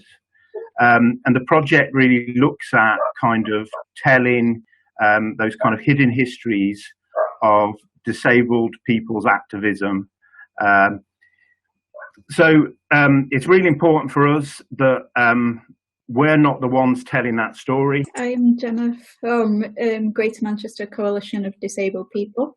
I'm a project worker here, and I run the Manchester Disabled Persons Project, in which the main aim is to sort of upskill, train and improve confidence of members and organisations to be working with disabled people. I'm Anis. I'm originally from Bradford, where I attended a school for the blind and partially sighted from around the age of 1.5 to about 15, and decades later I learned about the social model of disability when I trained as a peer support worker for a DPO called Contact at the time. My name's Amber, and I work at Venture Arts as a public engagement assistant. So with my job, I'm an advocate for people with learning disabilities. I've been doing photography at Venture Arts now for 2.5 years, and one of my main inspirations for my work is food. I do a lot of projects based on food. My name's Heather Davidson, and I wear many hats. Today I'm here for Your Support Matters, but I've been involved in the People's History Museum for many years. It's important that people with disabilities get their voice across and are heard, and everyone has a voice, so they have a say. It's important to have the same opportunity as everyone else to share what they want to share.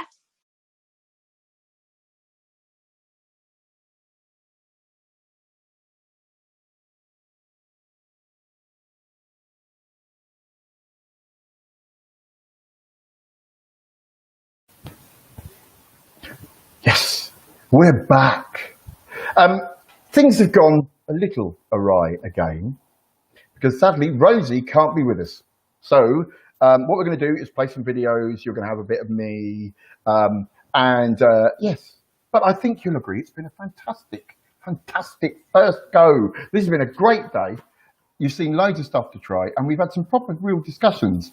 I think personally, I really feel that this is our time. I think that the political passion within the disabled community has been building and building, and it's time for old hands like us to support the young people that we've seen today, to give them the understanding of confidence and of pride around disability, but also for them to show us that maybe we got a bit stuck in our ways. Maybe it's time for us to change as well and to push together as a community. And that's what I think will mean that we can actually start making proper change. And with that, I'm going to, now he's got to try and work out what he's doing. I'm going to introduce a video of, he says, look at this, it's Sophia and Leah. Now, Leah, of course, is the wonderful musician who creates cosmic instruments. I'm very interested in this. I have a recording studio next door, but that's just pianos. So I quite fancy the idea of playing quite big installations. Anyway, I'll stop waffling about what I'd quite like to do in my studio and let you watch the wonderful video while I look at my WhatsApp group and find out what I'm doing next.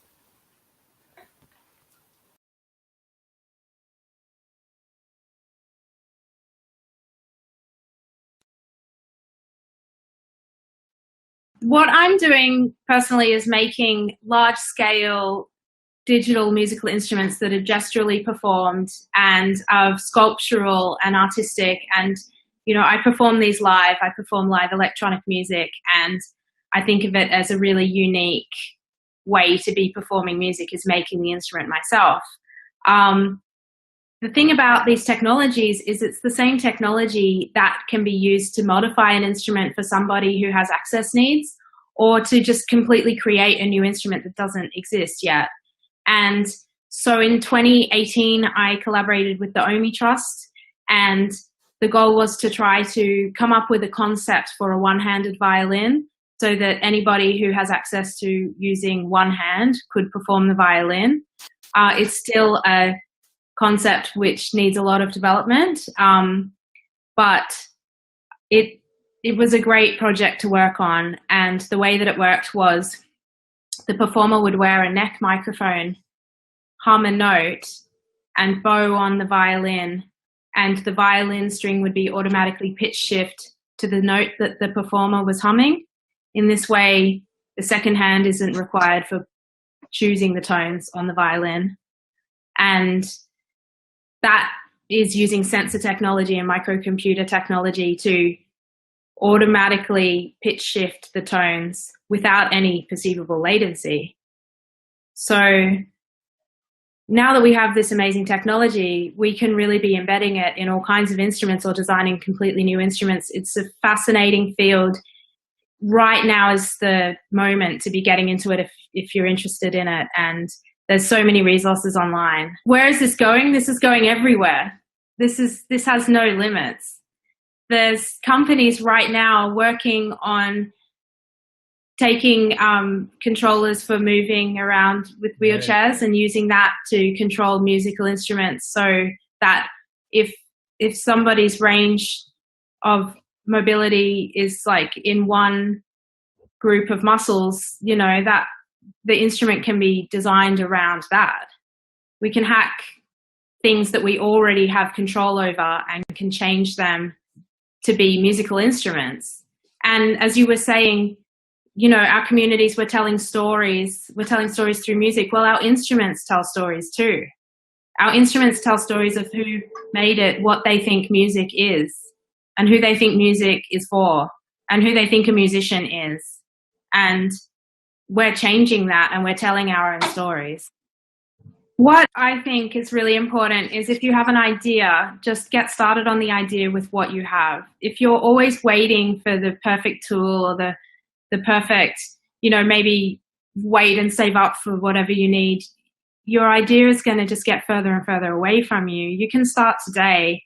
You can find people with the resources if you don't have those resources, or you can just use like a more makeshift version and hack something and use that just to get started. And as you start doing that, you know, you'll get to the point where there will be more resources. But the main idea is to begin with what you have now, or your dream will always stay as a dream.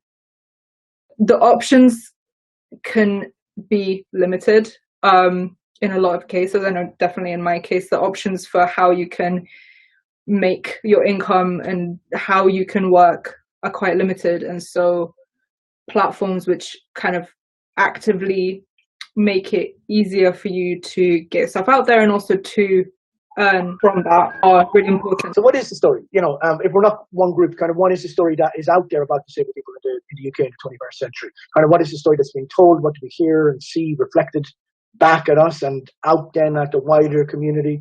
What is happening out there at the minute? Well, first I would say, I mean, I don't think there's not that much from what I've seen. Like, there's not much representation in general, and then when there is, it kind of tends to be under kind of the umbrella of trauma porn. It's like disabled people need to be saved from their disability, I guess, and and then that's kind of the only narrative. Even within that kind of platforming that does happen, there's only a certain subset of people that might tend to that will tend to get platformed more often. So you'd often see kind of white and cishet disabled people kind of being platformed much more often than others who kind of remain even more invisible. And then even within that, there's like chronically ill people, and then you have so many like different types of disability that it's kind of, but the view of it is so narrow in kind of a mainstream, in a mainstream representation. So yeah, I think it's like, simply put, there isn't much representation, and what there is not very helpful. A lot of art kind of gets shed. Its impact is mediated by social media because that's the way in which things generally spread. I've definitely seen a big change, I think in art in general, because of things like algorithms on social media. You essentially have to already be popular in order for any of your art to actually be accessed, because algorithms tend to shut out newer creators and smaller creators. Like, for example, on YouTube, unless you keep watching somebody's videos, you won't get recommended. Like, half your feed will just not come up, and you won't know that they've posted anything new, unless they are a really big YouTuber who gets, kind of on front pages and things like that. And it's the same with, TikTok recommended pages or Instagram recommended pages. They will tend to prioritize content that is already popular. So of course that will tend to privilege certain groups and certain people over others. So I think we also have to be careful with that, because I think it's not quite as simple as it used to be. Because before you could just be like, okay, I'm going to upload my art, and then people will see it and it'll be great and everything's fine. There used to be kind of quite tight-knit internet communities, which is not really so much the case anymore from what I've seen. I think making sure smaller creators get a platform, again, like we were saying earlier, that it's important for smaller creators to be able to have a platform and to gain kind of a following and a readership, not necessarily even just so that their like art and their whatever they're creating actually even has a chance to be seen in a wider context. The new issue should be coming out around August. So yeah, so my piece will be in there, hopefully fully gestated by then.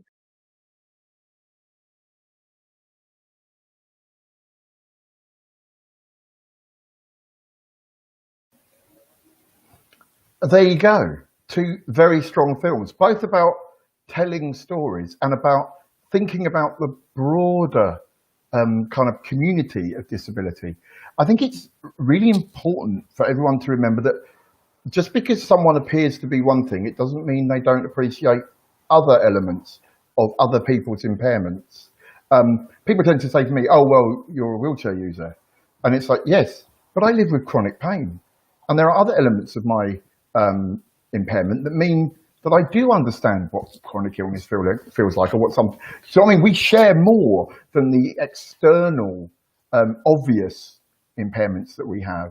And I think that we need to be really proud of that, and we need to work together about that. But even if I have nothing in common with you and your impairment and mine are completely different, we share one thing, that we are disabled, that society stops us fulfilling our ability to do what we want and to be the person we want, because it puts barriers in our way. And that together, even though we don't share anything in similarity of what our needs might be, we share the same goal to build an inclusive tomorrow. And I think that's the thing we must remember as a disabled community, young, old, whatever our impairment, whatever our ethnicity, our gender, our sexuality, we are disabled and we should stand together. And which brings me swiftly on to history, because we've got the People's History Project next. And something that we forget is that disabled people have been around a long time. And in my lifetime, before the internet, I worked at the BBC, working on in a department called the Disability Programmes Unit, where we made half-an-hour shows, 30 half-an-hour shows every year, and 2 documentaries, all staffed by disabled people. Disabled people on television, they were writing, producing, recording, directing, editing. That's part of our history that we've forgotten. We forget that we used to be in the media. We used to be telling our stories. And we need to reclaim that. We need to make the media let us back on, because we are far too talented and far too wonderful to be kept off.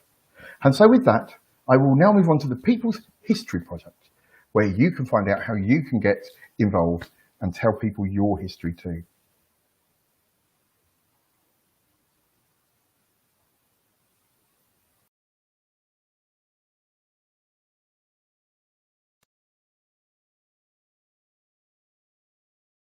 The sharing experience you have with other people, what kind of what works for you? What do you think is important for people when they are telling their own story? What works for you about it? What's so enjoyable? I think it's very important because historically we were othered, and we had people set up organizations through pity and this kind of model of trying to fix or erase or hide disabled people away. So I think it's very empowering for disabled people to share their stories. And as disabled people, especially those of us who are intersectional and belong to various other communities, whether it's LGBT or Black, Asian, ethnic minorities, we have other dynamics to share. And I think it's so powerful. And I think the whole idea of the project that we're doing with the People's Museum is about nothing about us without us. And I think historically we've had people speak on our behalf and belittle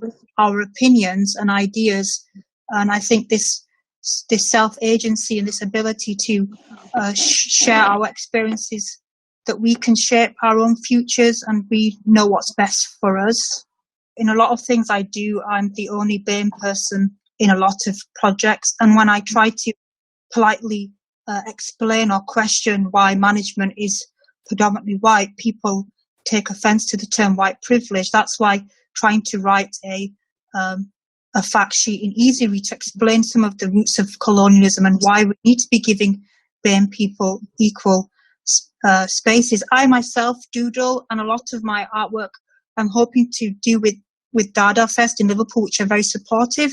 A lot of my artwork is doodles, and it's about intersectionality, and it's about, I look at themes like tokenism and being selected for things as the only brown person, but then I look at things like fandom and sensationalism, where the media sensationalize somebody because they might be blind and South Asian and pursuing a career in fashion or whatever. So I think it's finding a balance. I think Anis really nailed it just before, to be honest, because other people have always been telling our stories for us, and they tell it wrong. They don't understand our story, so they can't tell it accurately.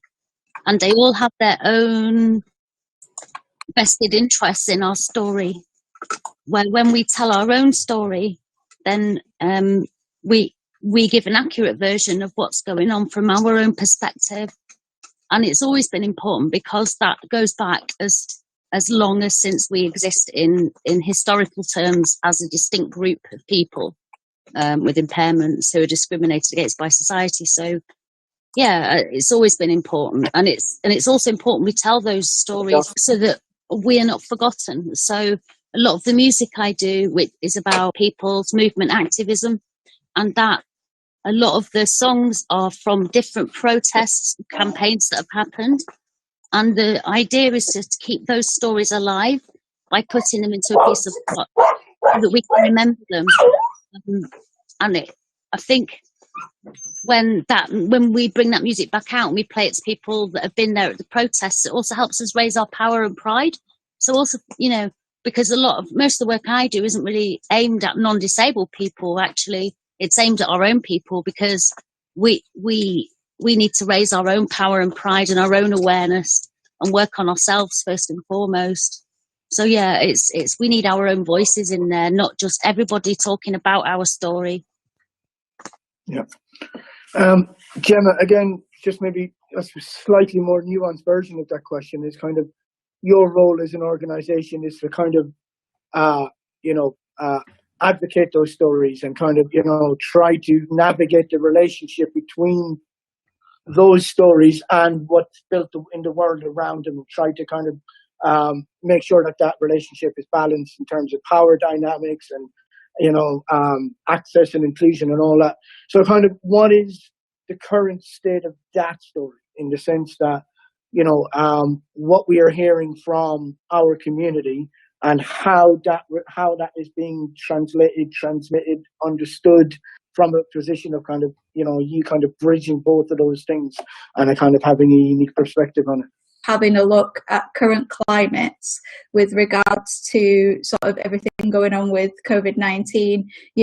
We were told by the government that everyone's in this together, we're all going to struggle, we're all going to have the same problems, we're all going to do this, we're all going to do that.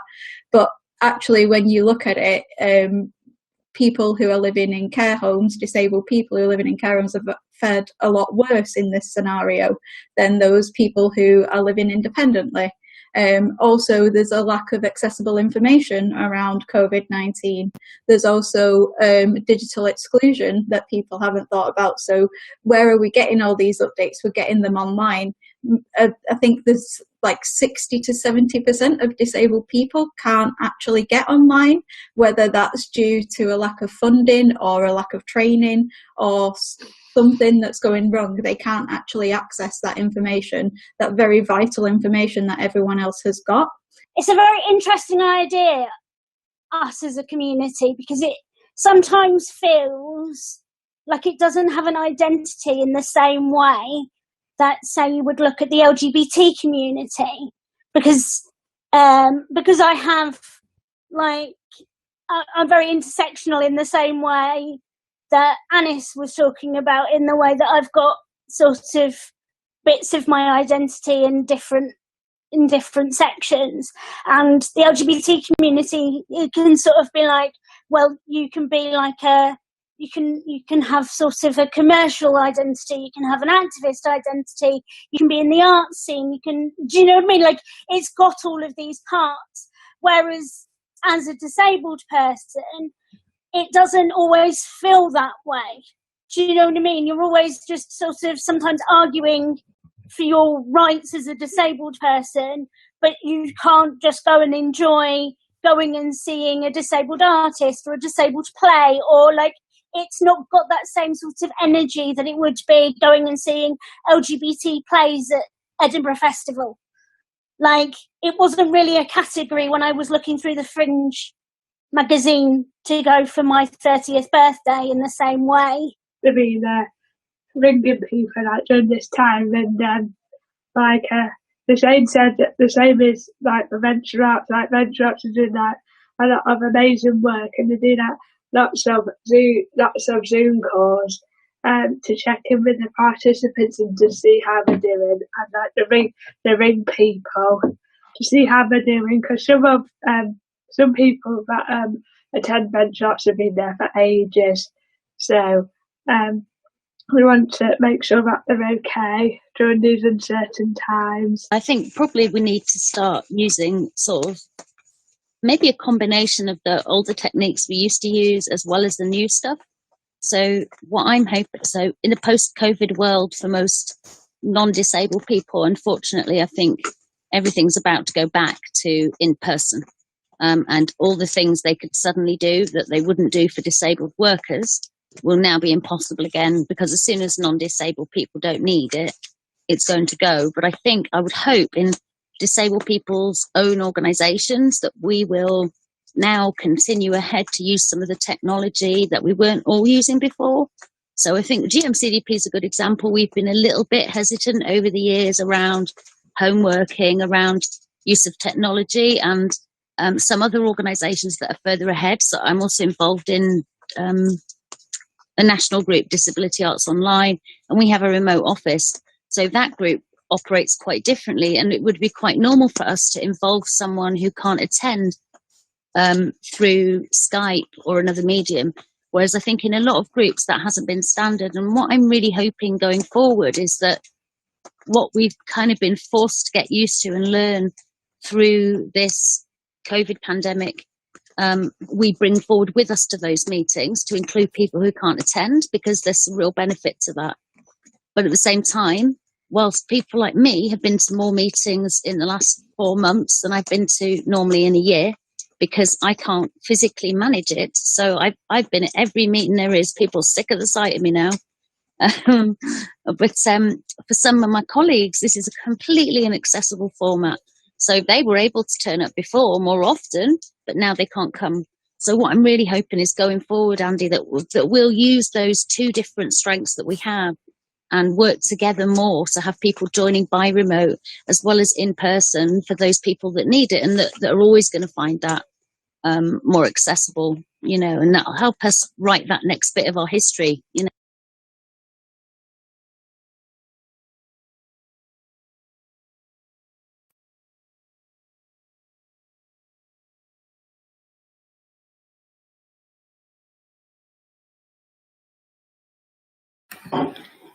Unfortunately, we can't hear you, Mick. I think I might have pressed something. Right, there you go, you see. That's what happens when you press the wrong button. So I'm getting too old for this. I'm getting lax. I'm just here tweeting. Anyway, I was going to say, really important film. And the bit at the end about the easing of lockdown and how we've worked under the lockdown, it's too easy to say it'll all go back. I think there are steps to change things. And this is our chance to explain to society how, if they'd have listened to us beforehand, lots of what happened wouldn't have been so bad.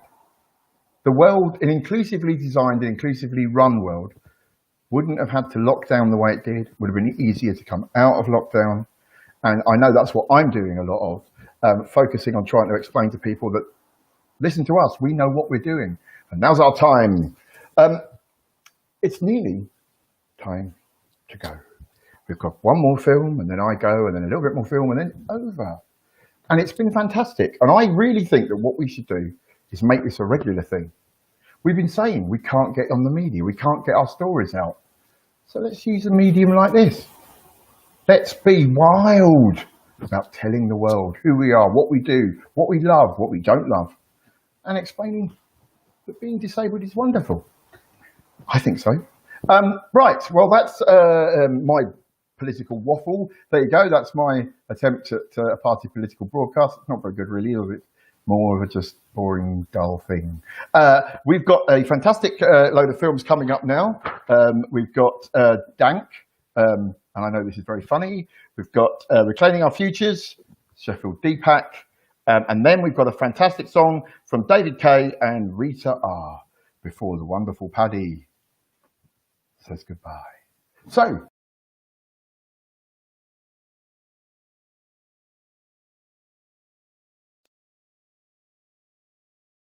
our first section will be brought to you by our roving reporters MJ and Ross, who will be looking at terminology. Dank, the Disabled Artists Network community, have identified a problem in terminology which is causing problems towards employment. People are scared of getting things wrong, what to say, what not to say. So, Steph, tell them the news. Guys, you're getting your own segment. What we want from you is for you to go out into the field and get us a definitive guide about terminology, what disabled people like to be called and what they don't like to be called. So we're going to be on the telly? Yes! Oh. So don't call me disabled. Don't call me disabled. Right. 6 people have just told me that it's fine to be called disabled. I don't know whether I'm disabled or not disabled anymore. I don't know what to call myself, Ross. I'm fine with disabled. We've got an entire list here of what we can and can't say. And You definitely can't say midget. Person with dwarfism. Dwarf person. Right, Dave, I'm watching a video now with somebody saying that dwarf person is fine. What are you? Are you a dwarf? Is that all right? Tyrion Lannister, Game of Thrones. Humane and clever dwarf with a penchant for debauchery. If it's good enough for him, mate, come on. No, what do you prefer to be called? You're smaller. Are you a dwarf, Mo? Never call me dwarf. Right, apparently Warwick Davis has got a charity called Little People UK. Right, Sandra's just come through saying she prefers differently Oh, abled. for crying out loud. I'm not even going to get back tonight, Alex. They keep getting caught up in terminology and it's stopping them getting anything else done. Welcome, Team FWAC. You've been out in the field. What did you find? MJ. Well, Bess, when we first started this, we really thought that we were going to be able to give you an idea of what people preferred to say and what they didn't. And actually, what we've realised is that's not the case at all. The thing with terminology is that one person can't speak for everybody, and it's about the feeling before you say something. Does this feel right? Language is a living, breathing thing. Terminology changes. As long as you are trying to be inclusive, ultimately, we think that's all that matters. Language can't be a barrier anymore. Got thwacks? Email in. Thwacks!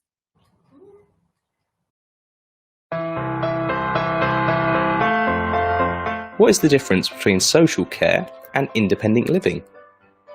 At the moment, I get social care from Birmingham Home Care Support Service, where I get someone to come in twice a day to support me have a meal, drink, and do the old tasks I require.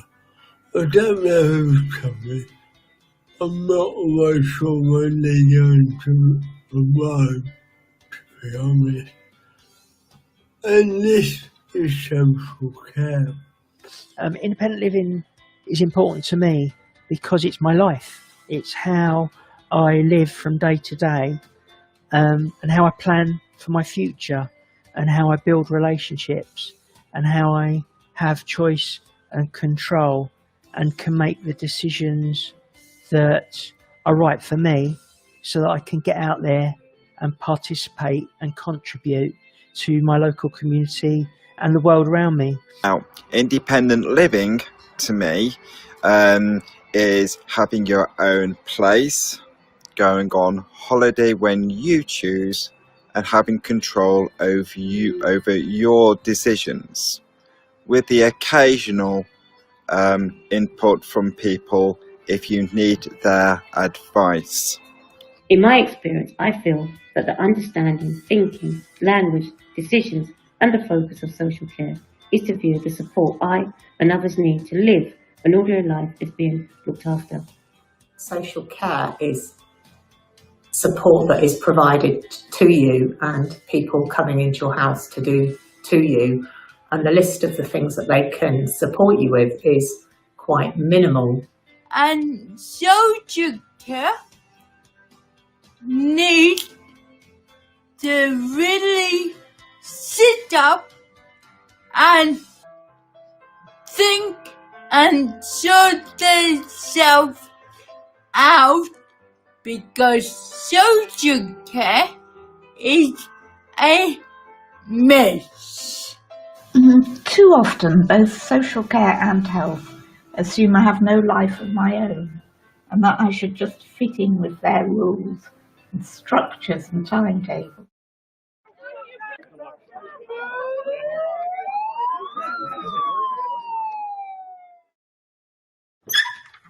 Right, I'm your healthcare professional. I'll be doing a ridiculously slapdash, occupationally unfocused assessment of this young man's health, so I can get off to Starbucks early. Okay. Oh, So, I'll just ask a few questions of young, Philip. Right, and then we'll get young Philip into the thrusting, dynamic, young 21st century workplace where a thrusting, dynamic, young 21st century man belongs, eh? He doesn't do thrusting. Well, why on earth not? Most young men think about doing nothing else. He's completely paralysed. A lot of companies like their employees to keep very still. It's very annoying when people are constantly fidgeting in the corner of your eye. Haven't you noticed? So, Philip... He can't answer you. Can't or won't? He can't speak. Brilliant! Workplace noise is a very worrying recent development. More workers like Philip will soon put a stop to all that workplace tinnitus people are picking up. Look, could I just say... Let Philip answer in his own good time, Mrs... Jones. I'm his mum and carer. Right, okay. Philip had energy to push himself down. Birth canal shows promise for the future world of work. Look, how can Utatos? We're not Utatos. You are. We're pronounced Utatus. Just picture a uterus with T in it. He was paralysed during the birth I've always cared for him. In what way cared? Can't do anything for himself. He can't even go to the loo. Well, how does he do his numbers 1 and 2? A catheter. And a colostomy bag. Well, that's great. No pesky toilet breaks needed for young Philip, then. He's shaping up to be the ideal employee, I must say. Now, I just need to see if Philip can maintain eye contact. Philip, can you look at me? His gaze is fixed permanently to the left. Fantastic. Firm eye contact is vital in customer-facing roles. We don't want people with willy-nilly wandering eyeballs that go all over the shop now, do we? He can't do anything. He can't even feed himself. So no need for costly lunch breaks, then. We'll have him out there as a thrusting, stroke, non-thrusting young exec in no time. Don't you worry, Mrs. Jones. He just has the TV on all day. Oh, okay. Can concentrate on a screen for... How many hours a day does he watch TV? All day. All day? Wow. He'll be the first and the last out of the office then. Looking at that old computer screen with that amazing concentrated gaze. Not a tea break in sight. No lavvy breaks. No noisy banter disturbing other people's work. No annoying fidgety bumming. What? How can he work in an office? No, you're right. We're underselling him massively. A Eurofighter Typhoon pilot. Those birdies fly themselves nowadays. No different to using a spaz, but I mean a mobility scooter. And all he has to do is look at the target and those bombs will go right down its Muslimic asshole. The sandshakers will be shitting blue falafel. Boom! Philip can only look left. It'd always just be annihilating everything on the left. Yes, yes. Destroy the left. Annihilate everything on the left. Pow, pow, What? pow! You're the most bigoted, heartless, prejudiced, racist, Islamophobic. Ooh, I know. He could be a pace car in a snail race. No, A mupper-upper for Ian Duncan Smith's ego over spill. he's a bastard. Theresa May's shoe stand. Several dozen pairs of leopard print Blahniks have set him off beautifully. She's a bitch. Oh, come, Mrs. Jones. Surely you must recognise what Theresa May's done for a woman's right to Jimmy Choos. No, don't you worry, Mrs. Jones. Who'll do you proud? But what about Owly? How will I? Come on, choppy chop. Out you go into your brave little new world. Cheers, dude. I owe you a bottle of Bolly. What? No high five? Oh, suit your bloody self. Oh, I'm a healthcare professional, and if your life is hell due to sickness or disability, as far as I'm concerned, you're well. And if you can't get up, I say, get up. And if you can't sit down, I say, sit down. And if your benefits really should go up, I'll make sure that they go down. All right, off to Starbucks for my latte. Anybody else want anything? Well, get it yourselves, you scroungers.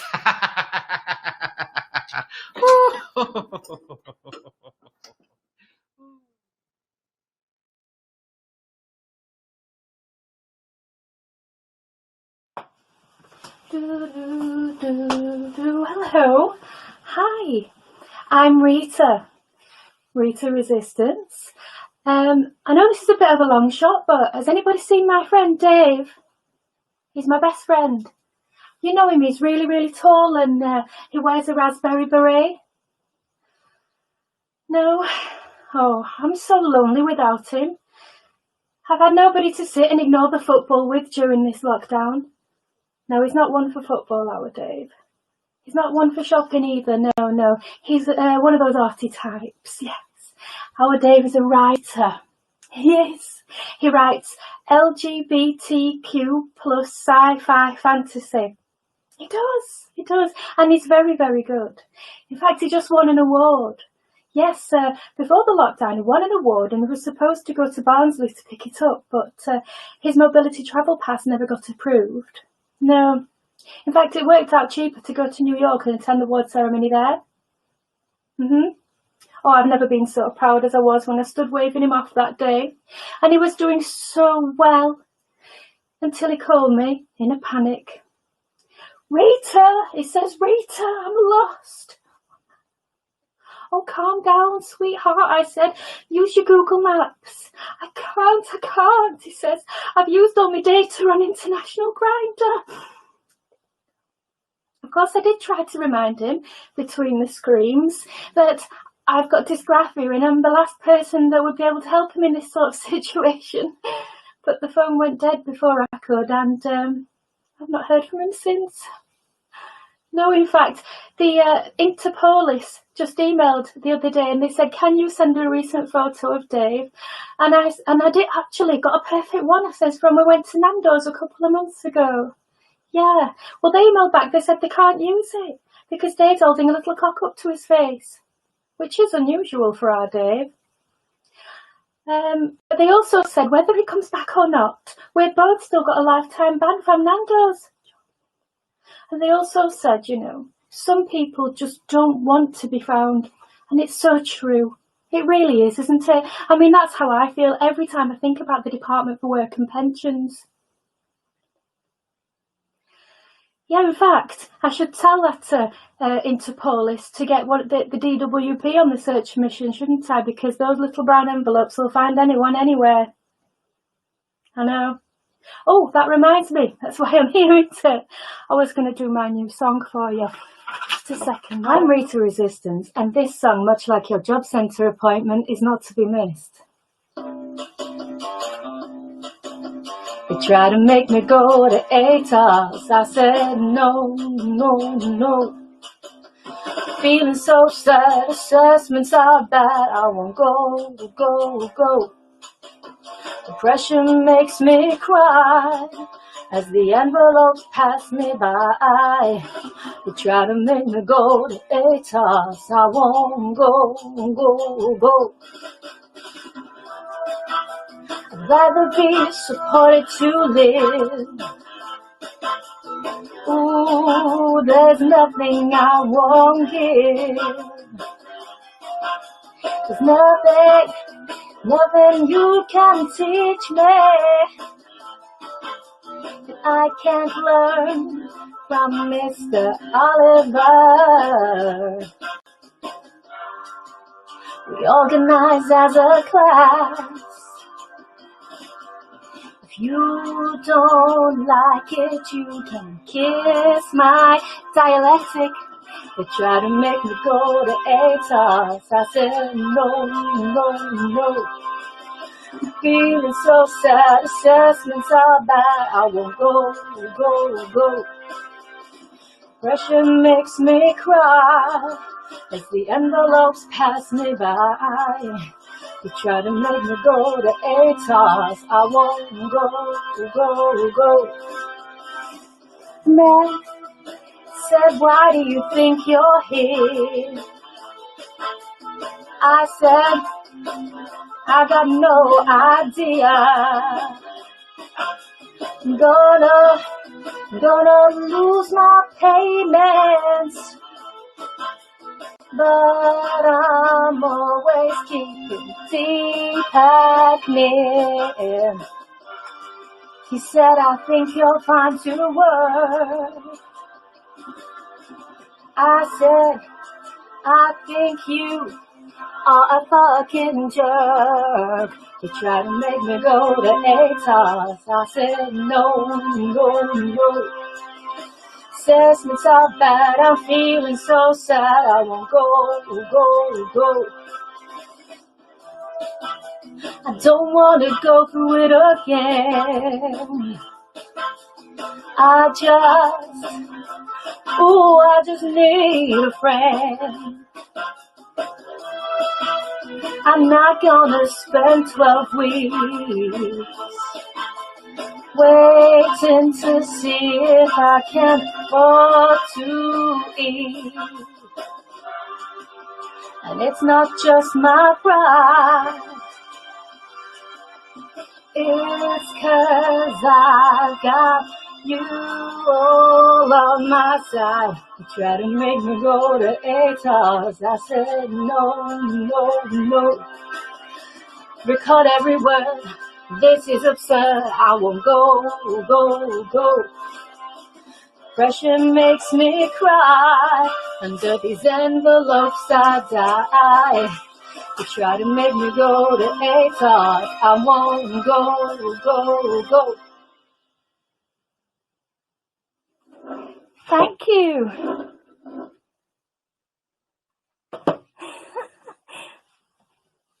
Did you like that?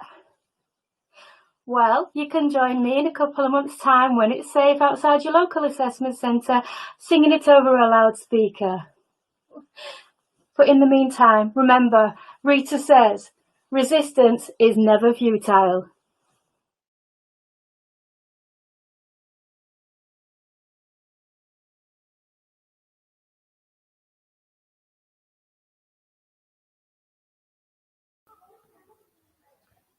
You see, you missed me dancing there. You see, you didn't get to see it. They should have slipped it in because I was going for it. We're nearly at the end, folks. I know. Don't cry because it's been fantastic. We have made a difference today. We've said something important. And actually, I think we should do more of these. We should have them all the time. And I am available. Anyway, one more film to go. And in this film, we've got, and he's now reading it because it's all gone a bit strange. And I was meant to be saying goodbye, but I'm not because I'm saying goodbye next time. So we've got Naomi Lawson Jacobs, who's going to be doing a spoken piece. We have the fantastic Potent Whisper, spoken word piece again. We have Leah Mice with her groovy keyboards. And we have Tilly Moses, one more song from Tilly. So I'm going to get my funk on. I'm going to get my funk on and dance, and you won't be able to see it. You're missing out. No, you're not, because you're going to see this wonderful set of clips, and I'll be back after that.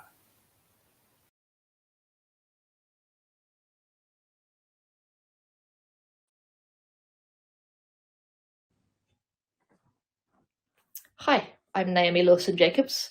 I'm a researcher and writer. You can find me at naomilawsonjacobs.com or on Twitter at Naomi_Jacobs.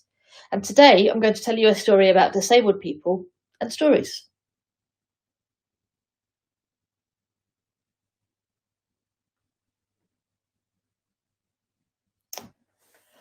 Who gets to tell your story?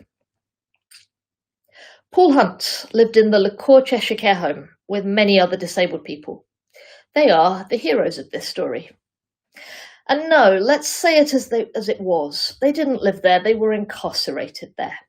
They were told what to eat and when to go to bed and when to get up. And they needed permission to leave the building or drink alcohol or have relationships. And have you tried having a life when you're put to bed at 7 like a child? And have you tried having a job when they don't help you shower until 9 in the morning? And lots of us have experienced exactly that. But this was one of the first times when disabled people fought back.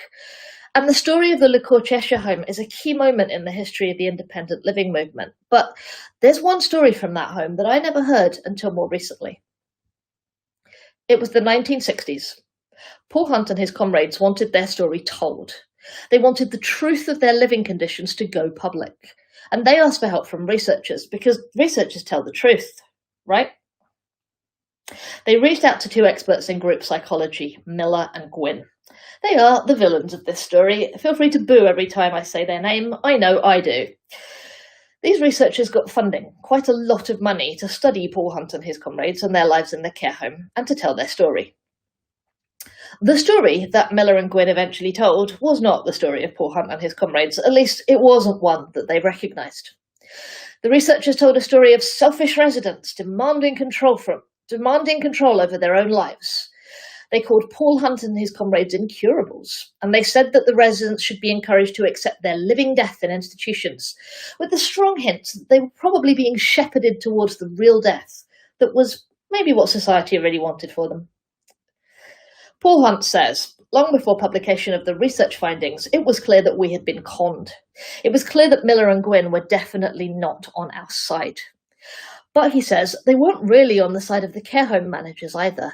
They were basically on their own side, the side of researchers and academia, and the complete lie that there is such a thing as objective truth. The researchers told their story, not Paul Hunt's story. And they wrote this story, their story, in a book that for years was used to teach social workers about working with disabled people. Who gets to tell your story? And what do they do with it? Let's fast forward half a century. I arrive at Leeds University to start an MA in Disability Studies. And like Paul Hunt and his comrades, I'm idealistic, and I think that research and stories can change the world. So I'm really excited as I push myself in my wheelchair up the hill, past all the grand towers of the university, to the edge of campus, to a slightly drab 1970s building, where I get into a bit of a shabby classroom and realise that, of course, the Disability Studies course was never going to be in one of the grand old towers of academia. But I'm there. And what I've realised is that to end up there, I've had to be an incredibly privileged disabled person. My educational privilege, class privilege, race privilege, and financial privilege all come together so that I can do this course. But I'm also a success of the independent living movement. The other reason I could be there was that my local council, after much negotiation, gave me 40 hours of care a week so that I could leave my partner's home for a year and move to Leeds to study. That would never have happened to me without Paul Hunt and his comrades who resisted in the LaCour Cheshire home. And in that shabby classroom, surrounded by more disabled people than I've ever seen in one higher education classroom before, I hear the story of how Paul Hunt and his comrades did not stop when their story was trampled all over by researchers. Paul Hunt and his comrades went out there and they told their own story back to academia.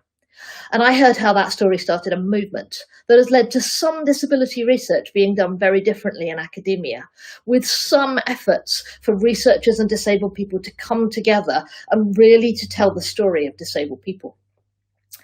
And when I hear that story of what Paul Hunt and his comrades did next to tell their story themselves, I hear that disabled people's stories can still change the world. And everything changes for me, because it really is all about stories.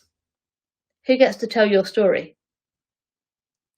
Like Paul Hunt and his comrades, I still think that stories can change the world, but it's been 10 years and a lot of frustrating experience later, and these days I'm a realist.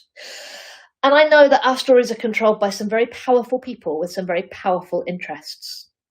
In academia, like Miller and Gwynne, boo. In the media, in law, and in Parliament. Most of the time, we don't get to control what happens to our stories. Like for Paul Hunt and his comrades, our stories are told by people who don't know what our lives are really like and don't care. They fit our stories to their agendas, and our stories become their stories. So I've wondered for a long time whether that means we should stop telling our stories to the powerful people in the powerful institutions with the powerful interests. But I think that one story can still change the world. If Paul Hunt and his comrades had given up after those researchers trampled all over their story and stole it from them, then I never would have heard it, and neither would thousands of disabled people who have heard it. I never would have been in that shabby classroom in the university surrounded by other disabled people learning to tell our stories and hear a story about disabled people changing the world. And that story would not be part of independent living history, and it would not have changed the way disability studies is done. They kept telling their story, and like it or not, the stories told to powerful people are the ones that get heard by power. And if we don't bang on the doors of power with our stories, like Paul Hunt and his comrades did, then they don't even have a chance of being heard, and it was like we were never here. And right now, I think it is more urgent than ever that we storm the public forums like Parliament with our stories. With the story of the care homes, for example. The care homes where, 50 years after Paul Hunt and his comrades, 50% of COVID-19 deaths have been happening, sweeping through the institutions that we have been saying for half a century are houses of death, while they have clawed back the tiny victories of independent living that we once won. Independent living victories, like the 40 hours of care a week that I once fought for, so that I could move out of my partner's house for a year, into student accommodation, and sit in a bit of a shabby classroom and listen to the story of Paul Hunt and his comrades and how they changed the world with a story. Today, I'm not sure if I'd ever hear that story, but I did once. Who gets to tell your story? It is always going to be a challenge for disabled people to own our stories and control our stories and tell our stories. So much privilege and power and oppression and the intersections of these things will always come into play for us when we try to do this. And it will always involve some very tough decisions. After I heard the story of Paul Hunt and his comrades, I worked with a group of disabled people to share our stories of being disabled in churches. And these were stories that I have not heard told anywhere else. And these stories ended up locked in a library, in a university, where big inaccessible gates bar the way to many disabled people. They ended up looking like this. And this was not really what I intended when I started telling these stories. So I wheeled myself out of that shabby classroom, down the hill past the grand towers of the university where I could never really have fitted in, and out of academia altogether. And now I focus on telling these stories to other disabled Christians as resources for building a movement. But in the process, I had to give up some of my opportunity to tell truth to power. Who gets to tell your story? There's still a story forever in my head of Paul Hunt and his comrades who flipped disability research upside down, completely changed the way it gets talked about, all because they refused to put up with someone else telling their story. So I think we need to keep telling our stories, first and most importantly to each other, and then to the people in power, because I still believe that one story can change the world. Who gets to tell your story?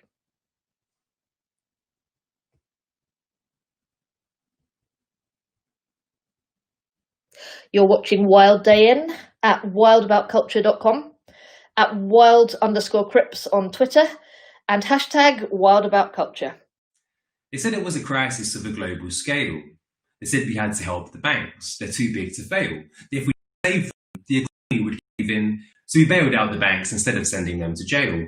Now, you might be wondering how much we paid to save them, how much we lent them, how much we gave them. Well, in the UK, we paid 500 billion. And some reports say it was up to 1 trillion. After the bailout, we were in a mess. Our deficit was huge and we wanted to make it less. We had to make a move to produce money fast and stimulate an economic growth we hoped would last. We dreamed of prosperity. We needed a remedy, and the government decided that the answer was austerity. In other words, you remember all that tax that you worked so hard to give them? Well, they used that money to pay the country's debt. So the country had less money left to fund the public system, plus they privatised services till there was nothing left. In other words, they fed us shit and us lot swallowed it. The banks got paid and we got to follow it. Cuts to local government, over 12 billion. 500,000 council workers lost their jobs. Cuts to universities, 800 million, with rising fees leaving uni students at a loss. Cuts to youth services, 300 million. 60 mil cut from the budgets for our parks. Cuts to infrastructure worth 15 billion. Cuts to adult social care, 3.5. 52% cut from education. Thousands more homeless people on the pavements. 15,000 bed cuts for NHS patients. These are real statistics, not speculation. They shut 343 libraries, 64 museums, 3,000 bus routes, 380 care home companies, 3,000 mental health workers have been cut too. 200 playgrounds are shut. 350 youth clubs shut. Connections shut. Leisure centres shut. Over 600 Sure Start centres shut. Cuts to our NHS. 40 billion. Over 60 hospitals and trusts are facing closure. Health and social care cuts alone are killing citizens. 120,000 deaths and over. But these are just figures. And we are not figures. We are real people with feelings, ambitions, with the people who live with the results of their decisions. We're parents, we're children, we're brothers, we're sisters. We're the people who starve to death because they've been sanctioned. With the elderly who die at home, freezing and abandoned. With the thousands of disabled people buried in the earth because they killed themselves after being told they're fit for work. With the sons who read the suicide notes left behind. With the daughters of the 80,000 claimants left to die. With the nurses, the workers, the lonely, the homeless. The everyday person. The broken. The hopeless. What exactly has to happen before we reverse this? How many have to die before we say that it's not working? It's harmful and it makes no economic sense. If you want growth, you don't cut, you spend. When they cut public spending and raise our taxes, we have less money, so we spend less on average. We buy less products and purchase less services, so companies produce less and need less workers in. People lose their jobs, unemployment goes up. So we pay less tax because we're earning less funds. Income tax revenue drops in huge measurement, plus they spend more on JSA and state benefits. People ask why there's no money in the country. Well, another reason there's no money in the country is big corporations make money in the country, don't pay tax on it, and move it out the country. The rich getting richer won't put money in the country. Cutting deficit won't put money in the country. If the government doesn't put money in the country, there won't be any money in the country. Ultimately, there's just one thing we need to know. You got to spend money to make money. And that's why Britain's broke. We've suffered over 10 years of these devastating policies. They've killed hundreds of thousands and damaged the economy. But I'm not trying to be right. I don't want apologies. I just want arrests and the future that they promised me. Cut our funds. They cut our throats. They cut our help. They cut our hope. They cut us deep. They cut we bleed. They cut us then. They cut and they cut to bone, they cut our necks and fed the banks. They cut them slack, cut them back. They cut our rope, they let us hang. It's them who cut your son's wrists. They cut short your daughter's life. They cut us every day in every way we live our little lives. They're spilling our blood. They're killing our mums. They cut us all. They started war. But if they want to cut, we'll build an army on the scars that form.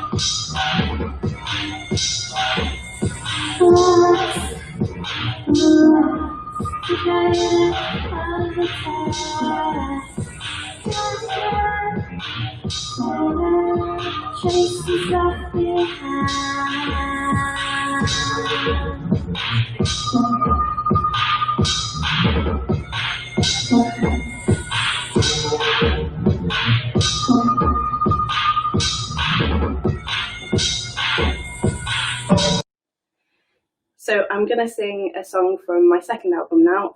It's a little love song I wrote. It's about that feeling when you find someone and it always feels like home when you're with them, which is a slightly cheesy sentiment, but it was genuine, I promise. This is a love song. I normally ask people to sing along in the chorus of this one, which I wouldn't be able to hear you if you did this time, but maybe that's nice. You can do audience participation with less pressure in the comfort of your own homes. So sing along if you want to, I guess. This is a song called If Humans Were Houses.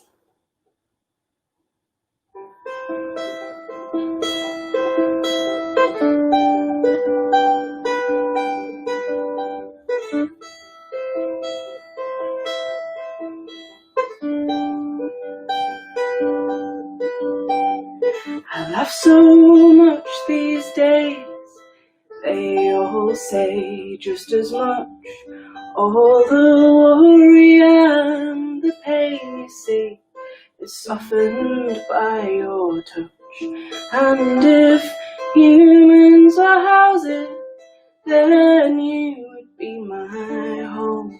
And for as long as I'm around, my love, you'll have somewhere to go. It's never been so easy, and it's never been so sweet. And you take the weight from under me when I tire or feel downbeat. And if humans were houses, then you would be my home. And for as long as I'm around, my love, you'll have somewhere to go. You listen so intently and you pull me in so close, and you give me everything I need when I'm all out of hope. And if humans were houses, then you would be my home. And for as long as I'm around, my love, you'll have somewhere to go. I know you sometimes struggle saying what it is you need, and you worry that your troubles might not matter or might impede. If you ever need a listening ear or a shoulder to cry on, I hope you know I'll be there so you don't bear the weight alone. And if humans were houses, then you would be my home. And for as long as I'm around, my love, you'll have somewhere to go. Oh, if humans were houses, then you would be my home. And for as long as I'm around, my love, you'll have somewhere to go.